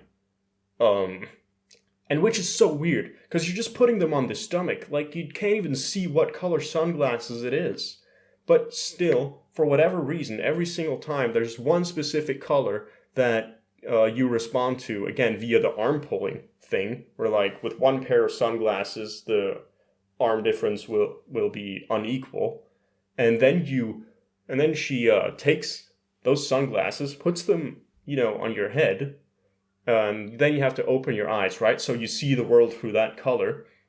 And then she either takes a pendulum or her hand and moves it over your head where your eyes are, like a pendulum. And yeah, you get the point.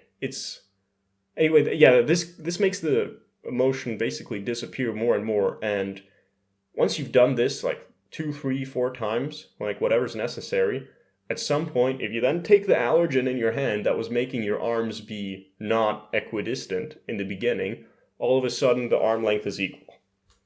And the trauma has been, like, basically dealt with.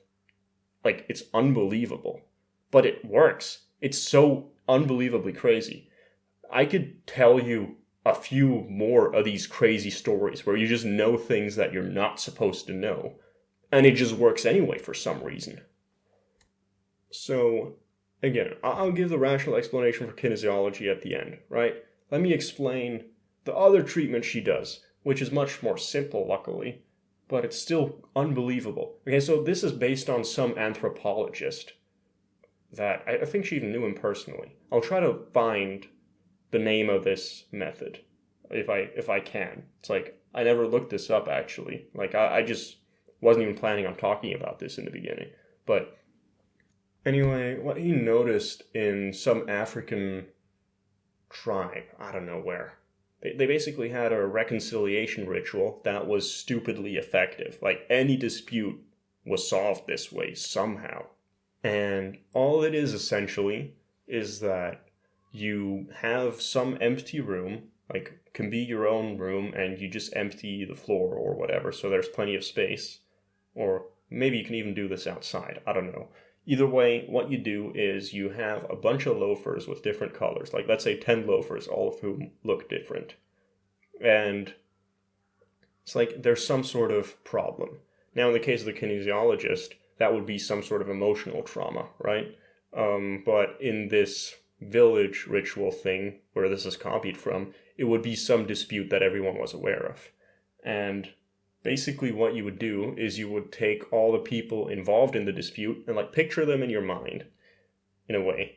And what you would do is you would take one pair of loafers for each person. You choose yourself which loafers represent which person, And that's very important for whatever reason. It's like you just know by your feeling which loafers go with which person.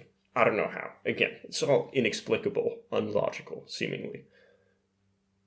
And yeah, anyway, so you put the loafers on the floor where it feels right emotionally for you.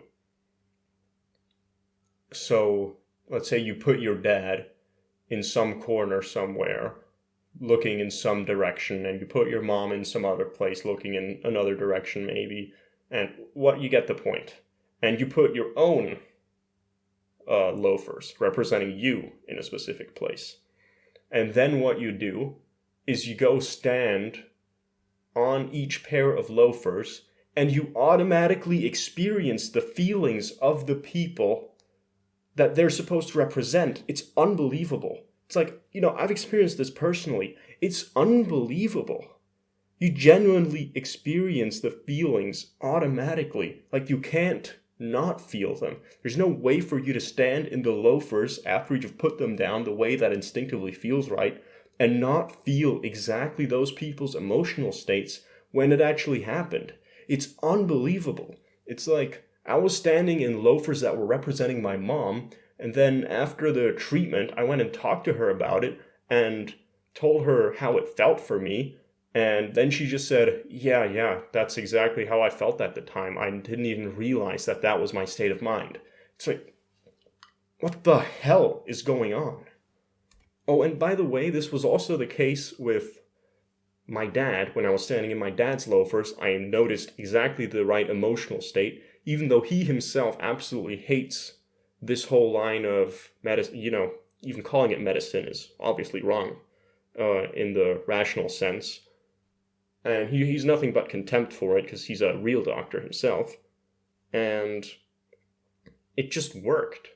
It's like everything I felt while I was standing in his loafers was exactly how he still reacted when I talked to him about that situation. Like, he said exactly the same words that were going through my head at that time.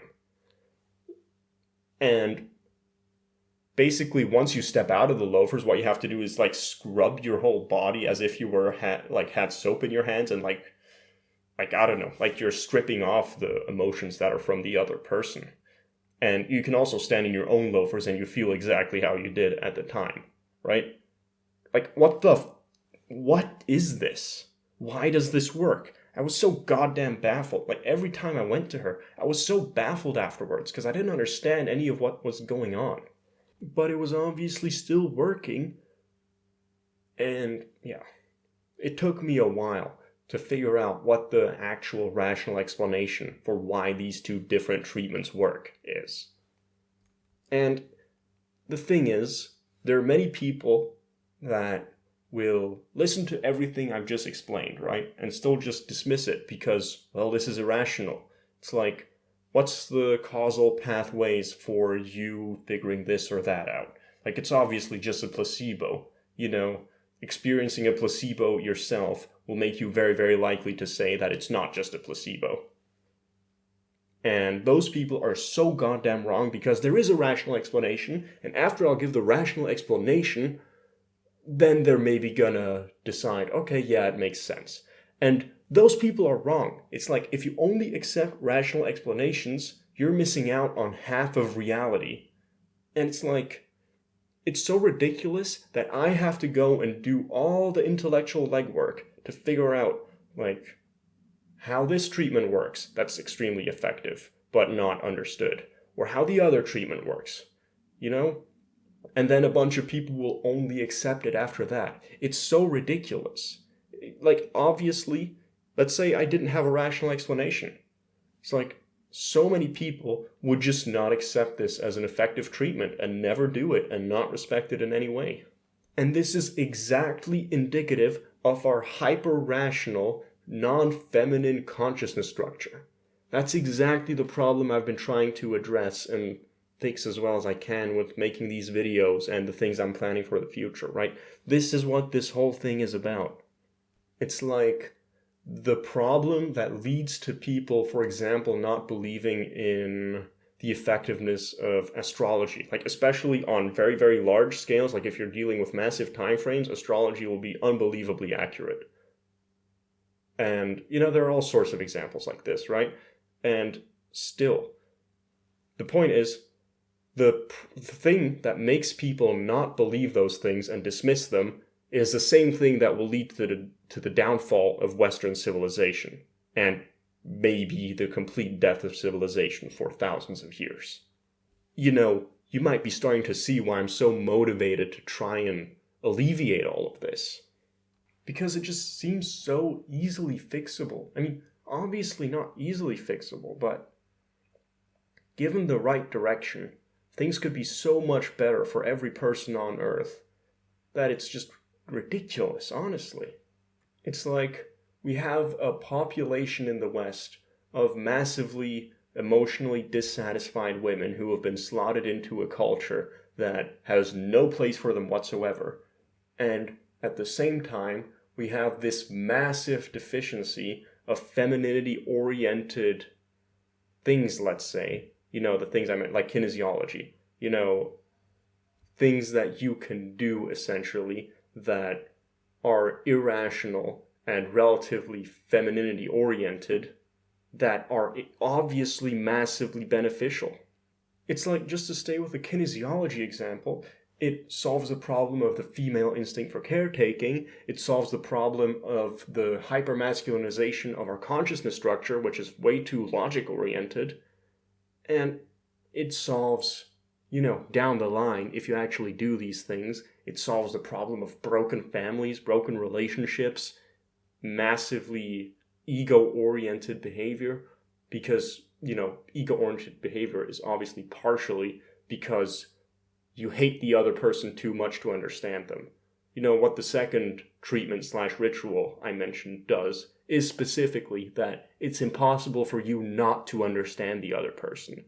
It's like, I can't think of a single thing that's massively a problem in our society that things like kinesiology don't solve all at once in like this massively sweeping manner.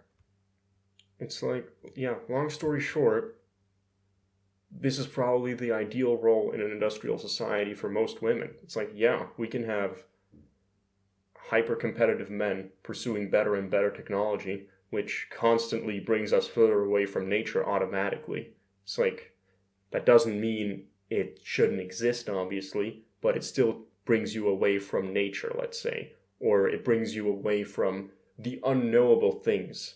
Because it is possible for you to exist only based on logical principles. You'll be miserable, obviously, but you get the point. Our technology is so advanced that we can exist this way and be way more powerful than any hunter-gatherers that have ever existed.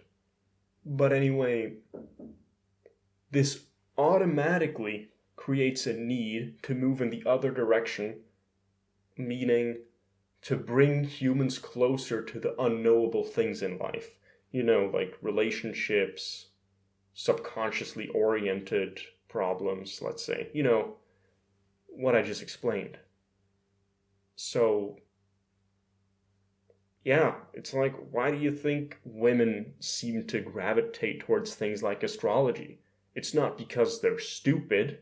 I mean, they are in the rational sense, but that's just like, you can just as well say that men are stupid in the feminine sense. It's just a non-starter as an argument. It's just that the masculine way of thinking has become the only way of thinking that's acceptable, I think.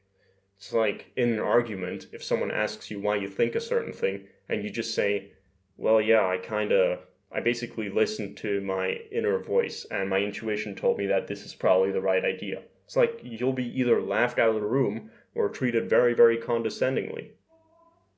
It's like, maybe if people like you for some reason and they don't want to piss you off, they'll hide their contempt, but it's still like, okay, we accept all your stupid nonsense. Now shut up and let the rational people talk. I think you're starting to get the point by now.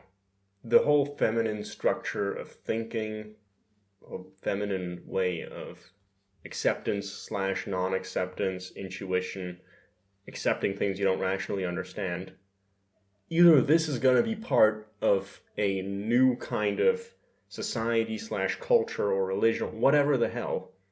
Either this is going to be part of a new belief system, or things are just gradually going to decay more and more, because that's what masculinity does. It's like, yeah, fragmentation into distinct parts. You got it from the last video, and it's the same thing here.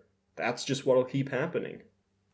And obviously, I mean, I don't even think I have to say this anymore, but obviously, this is not some blanket denouncement of masculinity.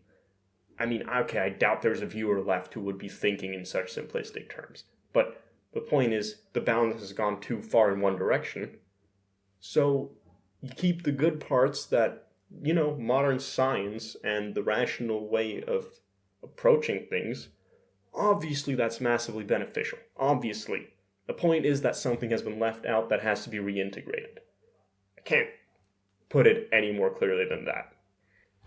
And you think this is all that's necessary to reintegrate femininity? Well, the fundamental idea is the same, but there's so many other things. There are many things that I won't be mentioning in this video because I haven't thought of them yet, but you get the point. For example, look at how cities are designed. Almost all of it is determined by legal regulation, what the exterior facade is allowed to look like. And, you have to apply and wait for ages to get permission, which you probably won't get to modify the outside facade. And usually it looks extremely bland, and, buildings are basically purely for utility. It's like, squares with minimal outside facade decoration, let's say. What I mentioned in the 1950s suburban hell example as well, right? Just monochrome boringness. It's like, imagine what things could look like if actual effort was put into making these things as beautiful as possible. Imagine every apartment building was covered in some sort of artwork that would have tons of effort put into it. Like, not some garbage street art or graffiti or whatever the hell. I mean, the point I'm making here is that if people simply put the best thing they possibly could, for example, on their exterior apartment facades or their house facades or whatever, because let's say you actually have a social system that accommodates these sorts of things, and there's a generalized social expectation that women can just spend their whole time, besides, child rearing and whatnot. You get the point. It's like women have to be busy with something as well, because the meaning of life is fundamentally derived from action, not from, passive consumption hell that we live in right now. It's like, why do you think people in materially wealthy societies universally score highest on anxiety questionnaires or surveys or whatever? It's like, it's not the stuff that you have that makes the big psychological difference. It's the mode of action that you're in. And if you're in a 1950s housewife setting where it's like, do some minimal amount of work and for the rest of the day, you can just relax. You have so much free time. Like, isn't that great? No. Freedom has to be used in order to do the best possible thing you can conceptualize. That's the point of freedom, that you give every individual all the rights and all the cultural tools necessary to find exactly what they need to be doing, because they're the only person that can figure that out. No one can do it for them, and no one can do it for you. It's like the surrounding social expectations or social system or cultural beliefs or whatever, they exist in order to guide people towards the right things. And the thing is, people also internally have a system that guides them towards the right thing. It's the conscience or intuition or whatever, or noticing when you're in a state of flow, that sort of thing. It's like, ideally, there is no real difference or conflict between the conscience, your intuition, the social system, the expectation towards each individual, and how the society is organized. If they could complement each other, you get the point. People would simply be working and acting constantly and be getting an insane amount of work done, and feel unbelievably great for it. You know, both men and women. It's like,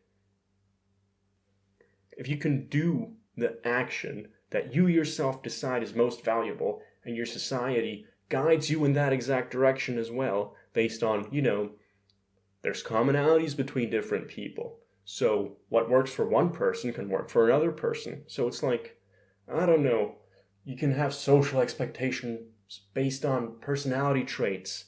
Like, it's really unnecessary to go into the details here. I think you kind of get the gist. Now, yeah, I'll do something more specific too, because you know you might ask, well, you admitted yourself that the current way of building housing is the most utility oriented. I mean, if you ignore things like rent control and housing regulations that say, I don't know, you can only build 4 stories or whatever, and that drives up rent prices to an insane degree. You know, things like that. I mean, partially it's also just a lack of creative spirit and a lack of creating new cities, let's say, that also makes this worse. But either way, it's like there are real constraints here. This idealized vision where everything is beautiful and where all like psychological problems are fixed. That's all well and good, but how does that translate into anything real? Well, I do have some ideas, but again, when you're dealing with matters of practicality, it's always good to test things, right? So these are all just ideas. So, for example, I'm thinking you can have some sort of system where there's a distinction between utility and aesthetics. So, for example, there are things that can't be overruled by the aesthetic decision-making body, like let's say maximum building allowances, like per square meter, or I don't know, per 1,000 square meters, you're only allowed to make housing for so and so many people because we want to keep the character of the neighborhood or whatever. And it makes all the people that already live in these neighborhoods feel really good about themselves, but it makes the people paying insanely high rent or who don't own their homes basically a whole lot worse off. You know, again, it's like the same balancing act that I keep talking about over and over and over again. What this would look like would probably be something like, you know, people who live in a certain neighborhood and how you'd classify all that. Again, it would all be practically dealt with, just based on the context of the situation, right? But basically, well, if you live in a certain neighborhood, you have a certain amount of decision-making power over, you know, how much is allowed to be built, and there's some sort of limit on that power in comparison to the free market having to be able to decide, for example, how much should be built. If the price of rent goes up, more has to be built. So, again, this all still sounds pretty vague probably, but again, I think you get the idea, right? That you just have to pragmatically decide how much can we prioritize beauty and aesthetics right now, and how much do we have to prioritize the practical.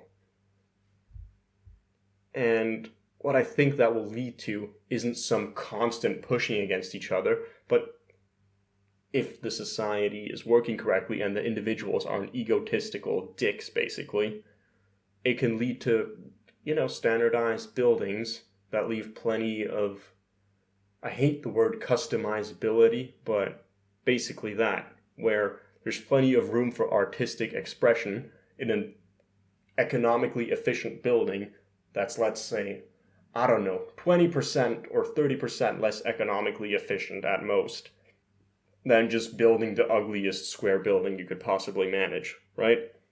And in return, it's way, way, way, way more aesthetically pleasing, you could say. This is the sort of thing I'm thinking of, right?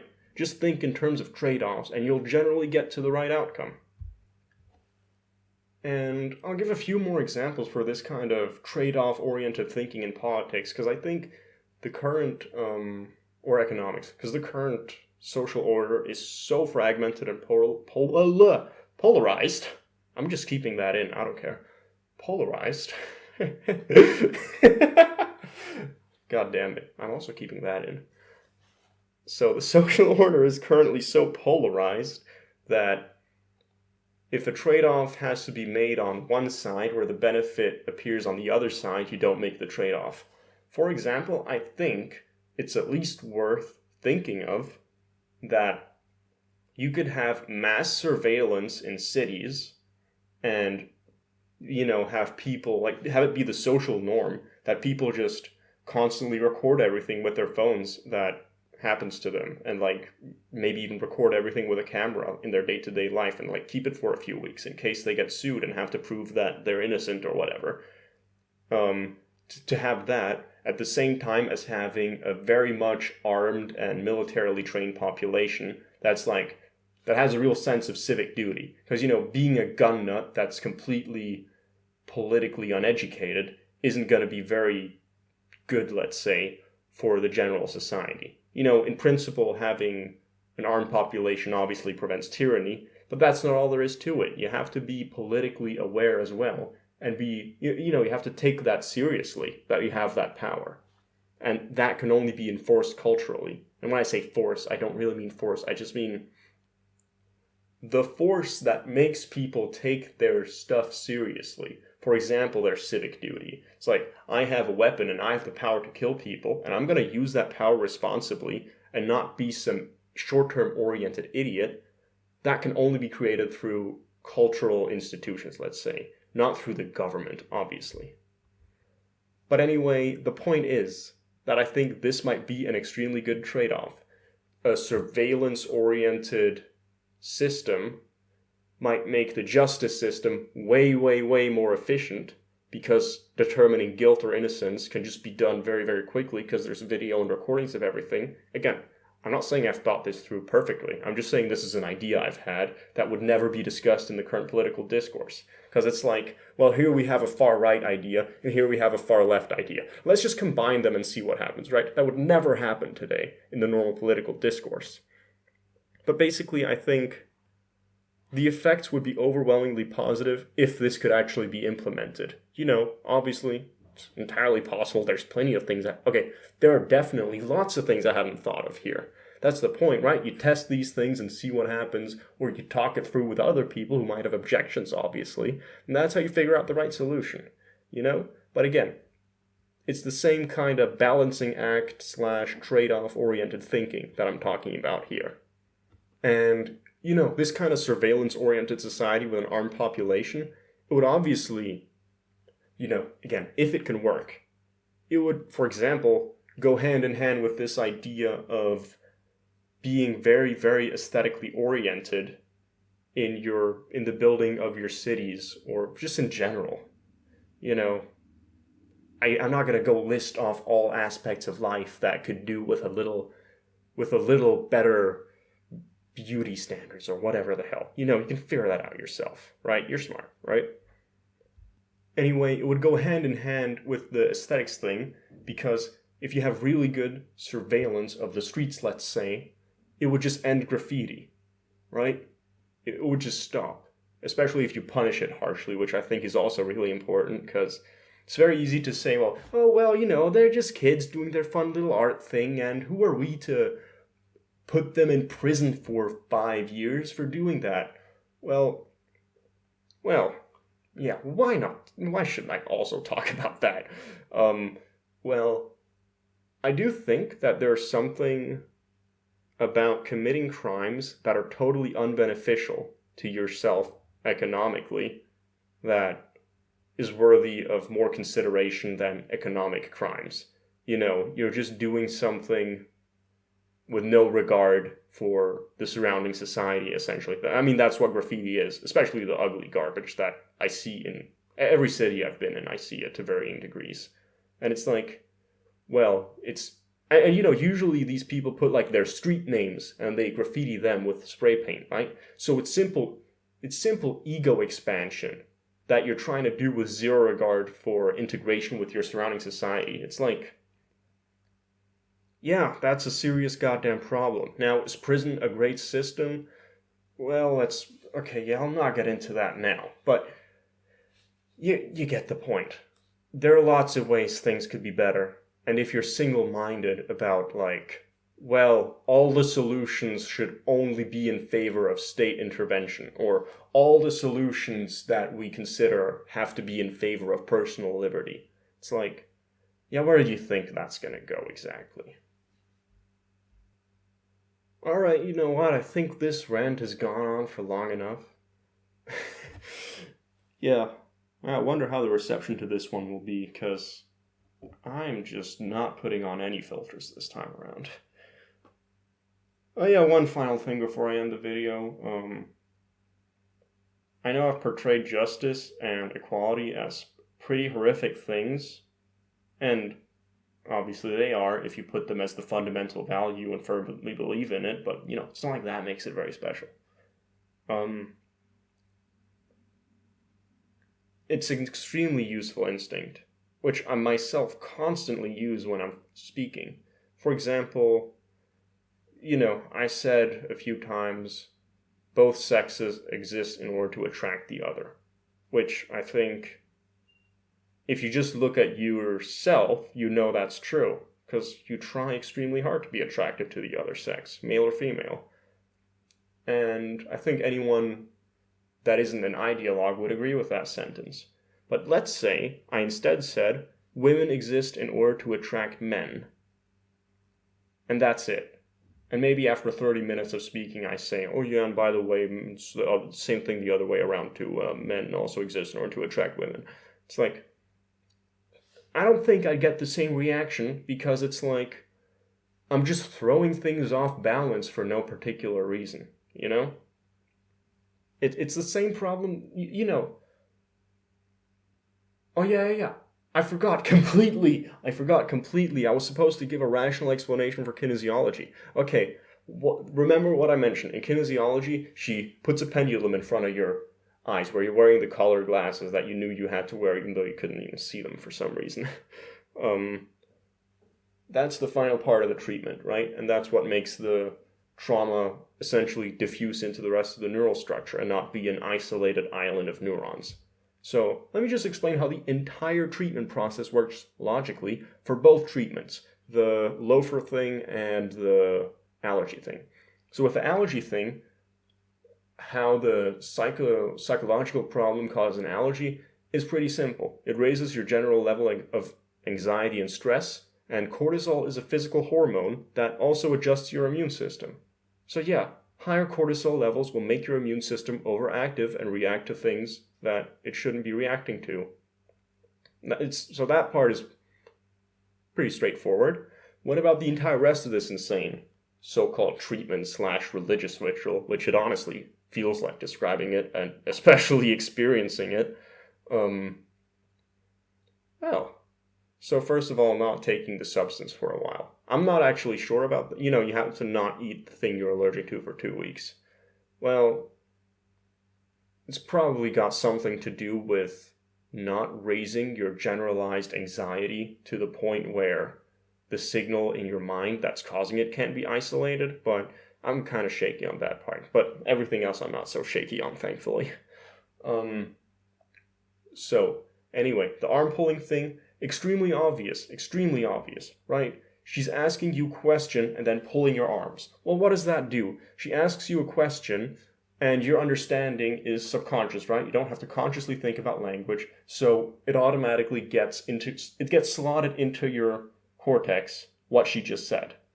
So, well, what does that mean? It means your attention gets diverted to something.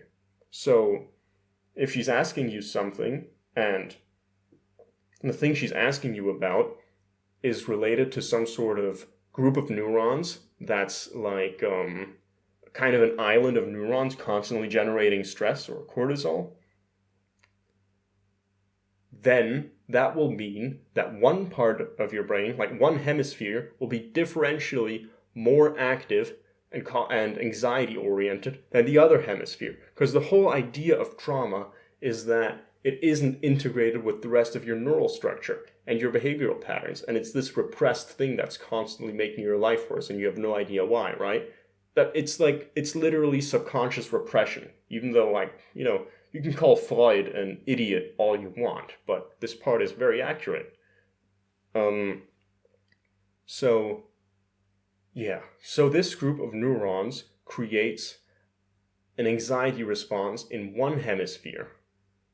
And then obviously, neural signals, for example, don't flow through in the same way. So if one arm gets pulled, obviously, because one hemisphere in the cortex is producing an anxiety response and the other one isn't, that means that one half of your body will be more tense than the other. Obviously. There's no way for it not to be more tense. You would have to you'd have to cut the nerves with a razor in order to prevent this from happening. Right? And yeah, Jesus Christ, this is hard to explain. Oh, and this isn't just related to the questions. Remember how she pushes different organs, and it's like, oh, which organ is this trauma associated with? Well, again, first of all, notice how this kind of relates to how your subconscious is like interconnected in ways that is seemingly incomprehensible. Again, all the stuff from the first video, right? It's all coming back in a certain way. It's like it's attention manipulation. Different organs, if pushed, will physically send a signal to your brain, right? Well, do you think they all send a signal to the same place? No, you wouldn't be able to tell what's being pushed on your body. It's like creating a sensory signal on one part of the body results in a neural signal going somewhere in your brain that's not random. So it's like you're differentially diverting the attention, or let's say relative neural activation of the cortex. Again, remember, just look back at the Tetris experiment from the last video if you don't remember it quite. But basically, it's triggering relative neural activation in your cortex, and whatever organ physically corresponds to the group of neurons that's closest to the trauma-causing or trauma-encoding group of neurons, that's the one that'll make you tense up. Right? It's so genius if you think about it. It's like you're pushing a certain part of your body, and thereby you're forcing is kind of a strong term, but basically it's not possible for that not to activate a specific part of your brain. It's not possible because the nerve that's being pressed on sends a signal to that part of your brain that it corresponds with. And yeah, as I said, the probing questions, was this between conception and birth? Was this between birth and 4 years old? And so forth. They do exactly the same thing. It's the same process. You divert the attention of the patient towards a particular area of your brain. If it's the area that's related to experience between 0 and 4 or whatever, she asks that question, it's like, and the trauma happened in that time frame, then the neurons encoding the trauma will be automatically activated by the generalized neural context that she's specifying with the time frame.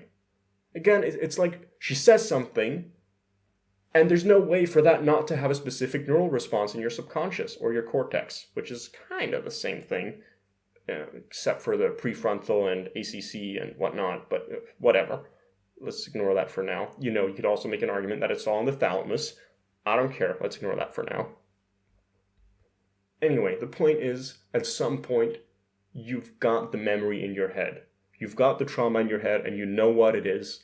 And it's like she's been pushing around your attention through your cortex, and basically through trial and error noticed, okay, it's here and not here. And eventually it narrows it down so much that the group of neurons has been activated to such a degree that you consciously notice it now.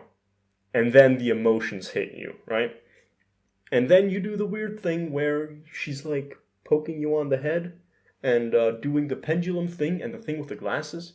Well, the thing where she's tapping your head, again, it's like the things that she's tapping physically correspond to where the prefrontal cortex is through your skull, right? So I'm guessing it's related to that, but this is another thing I'm kind of shaky on.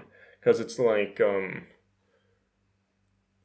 I'm pretty sure that the idea is that it was, the trauma was somehow repressed into the subconscious, you could say, and by pressing physically where the prefrontal cortex and, higher order conscious thinking is, you're making the memory go there somehow and being integrated into the higher order structure. But I don't know. It's like the nerves that are physically where the prefrontal cortex are. It's like, why would that necessarily map onto a similar area in neural space in your cortex?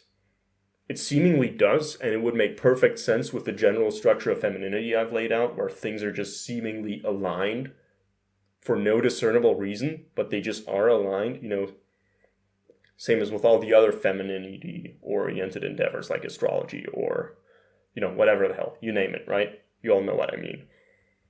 Anyway, that's what I suspect the head tapping thing is, but I'm happy to be wrong about that, right? This is just a guess. I've basically just made up because I completely forgot about the head tapping thing. Anyway, the other piece is the thing with the colored sunglasses. And first of all, how do you know what the... the color. That's the simplest one. Same principle as the other ones. It's like you see the world through a certain color, and that will automatically activate a specific kind of context in your brain. Or maybe a not so specific one, but you get the point. Your attention is automatically put towards something in your brain that is related to the trauma. And yeah, it's undefinable because it's a generalized neural context. That's exactly what a neural context is. The higher order ones are obviously easier to define than lower order ones like a generalized color and all the associations you have between a specific color and the entire rest of your consciousness structure. But you get the point. It's the same fundamental idea. And then you look at the pendulum or her hand. So it's like, what does that do? Just think about it. It's, you're moving your eyes from one side to another constantly, from left to right. Well, that means your attention is constantly shifting between the left and the right hemisphere in your mind. Right? That's so goddamn crazy. Again, it's the same principle. It's the same principle of shifting attention around in the cortex in order to do something with the trauma. In this case, as far as, I can tell, and this is actually what she told me as well, because on some level she does understand the neurobiology, the kinesiologist that did this whole treatment. She told me that it's basically about restoring a sort of balance between the hemisphere, because since the trauma is concentrated in one hemisphere, it causes an imbalance in your entire thought process, more or less. And this makes perfect sense, by the way, because one hemisphere is dominated mostly by negative emotion and the other hemisphere mostly by positive emotion, right? So if some trauma in your mind is concentrated only on the negative emotion part, that just means that you see some sort of event in your memory unidimensionally through fear and anxiety and stress and whatnot. So it's like, normally, in a healthy kind of process, some horrible thing happens to you, and you learn from it, and you know exactly what you need to do in order to make that not happen again. But so it's like there's a positive and a negative aspect to it. But if there's only a negative aspect, then it's like glue. It's like, or oil. Like you dunk your hand into it, and everything you touch with it now also becomes greasy, right? That's what unidimensional negativity does. It's like, you're scared of this thing, and you're scared of being scared of it, and the fact that you're scared of being scared of it makes you scared of your own ability to deal with life, and it's like it's contagious, basically. This is kind of like women with, was it agoraphobia? Yeah, I remember this from a Jordan Peterson lecture. I'll put this on screen if I can find the right clip or the right lecture. Basically, he was treating women with agoraphobia, or one particular woman. And agoraphobia is, by the way, fear of going into enclosed spaces like elevators. How he treated her was basically just exposure therapy. So, first try just looking at it. First try putting your head in for a second. And, you can stop whenever you want. It's like you're constantly expanding your own... Yeah, it's ego expansion, right? You're constantly expanding your sense of personal power bit by bit by bit, and eventually you're brave enough to go into the elevator and use it, and it's like this massively self-empowering experience where people just feel exhilarated when the therapy is done. And what he said was that what basically always happens is that after this therapy is done, then like the woman just goes and has the fight with her husband that she's been delaying for 20 years right after that therapy is done. It's like that's the kind of idea of fear itself being contagious. And it may have been not agoraphobia, but the thing where you're afraid of leaving your own house. I don't know. I'll put the clip on screen. Anyway, yeah, so the attention is shifted between the hemispheres in the treatment, and that, yeah, you get the point of this by now, right? It's the entire treatment process is basically about diverting attention towards your trauma and then diverting the trauma itself throughout the rest of your brain. So you essentially, you integrate it into your larger subconscious structure, right? And yeah, well, that's the explanation for that one. So, but keep in mind here, let's say I had no idea how this works, and let's say that instead I told you, psych, I actually have no idea how any of this works. I just believe in it and it's working really well. Like, how many of you would just have viewed that statement with absolute contempt and like, God, this pseudo-scientific idiot doesn't even have an explanation. Who the hell does he think he is? Something like that. Or just viewing me as, an incompetent buffoon, like a conspiracy theorist or something like that, right? Just making completely baseless statements.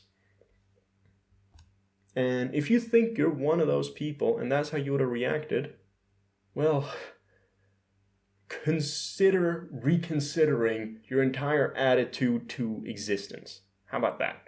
That's your homework for today. Okay, yeah. I guess, yeah, I should explain the second thing too. The one with the loafers, where you step on them and you somehow automatically feel what they are. The feelings, right? Okay. Well, again, it all goes back to the step where you have an empty space, right? An empty room, and you choose exactly the right loafers. So again, you're choosing the loafers that subconsciously correspond to the person. And a person, an image of a person in your mind has obviously, it's like a structure of associated memories, you could say. It's like, how do you know who your best friend is? Well, all the things you've ever experienced with him have caused basically, or her, have caused a confluence of neurons that basically, it's like a higher order structure. It's like the letter A. The smaller parts create the bigger piece, basically.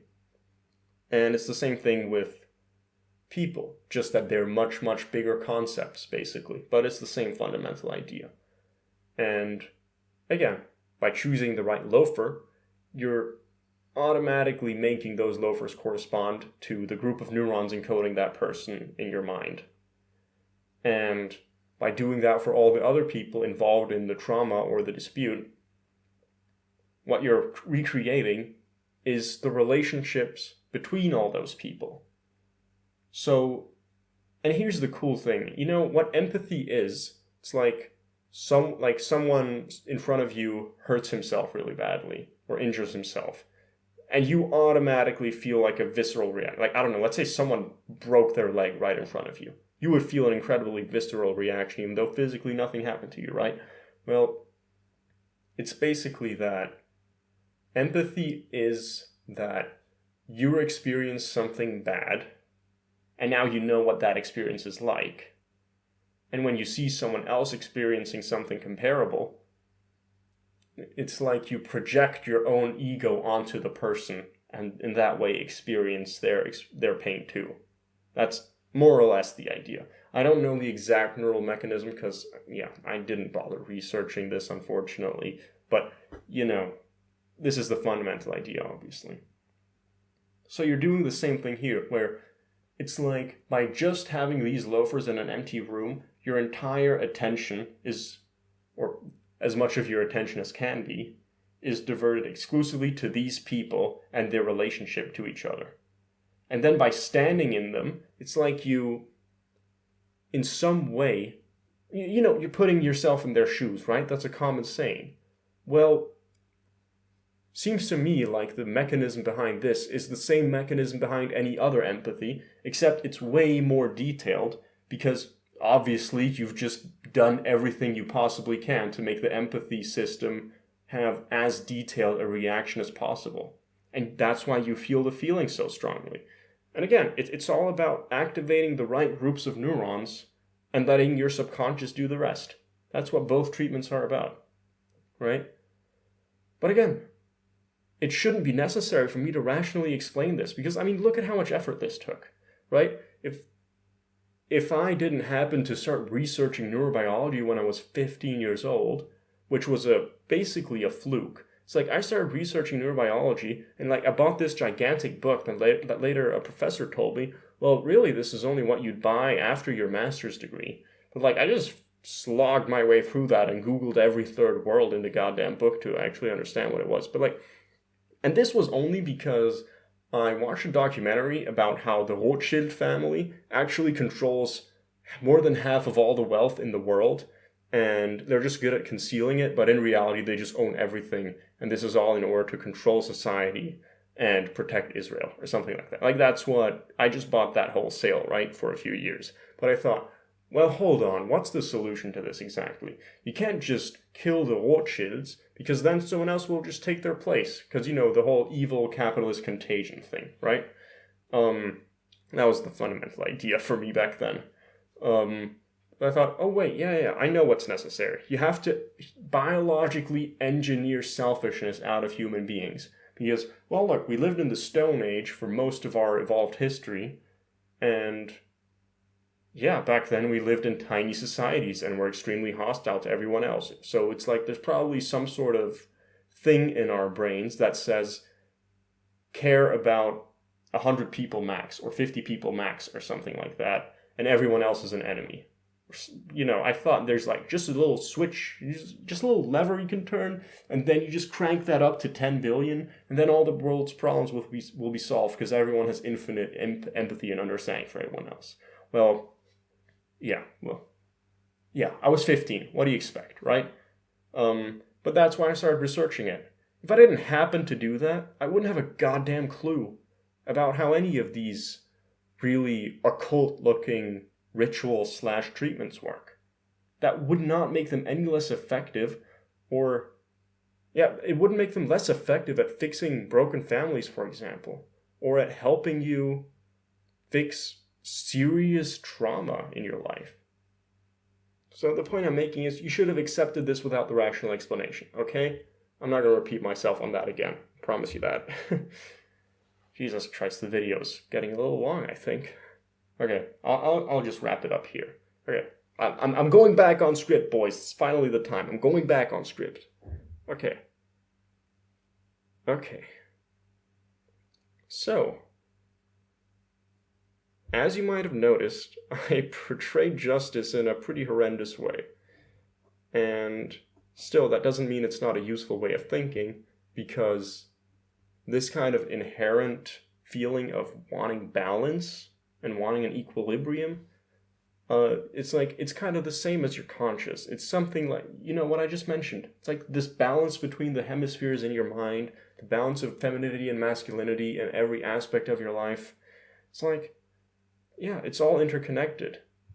So, in conclusion, please do everything you can to prevent civilization itself from dying of basically very much preventable causes. I think we can make this happen, even though I've basically got nobody in the entire organization right now. So when I say organization, our great organization, it's actually just me making videos at the moment, now where I'm recording this, but I for some reason have this, intuitive faith that this kind of stuff will resonate with at least some people, hopefully. Hey, if not, at least I tried. What else can you do in life, right? Okay, yeah, okay, I'm ending the video here. It's way too goddamn long. Anyway, see ya. Thanks for watching.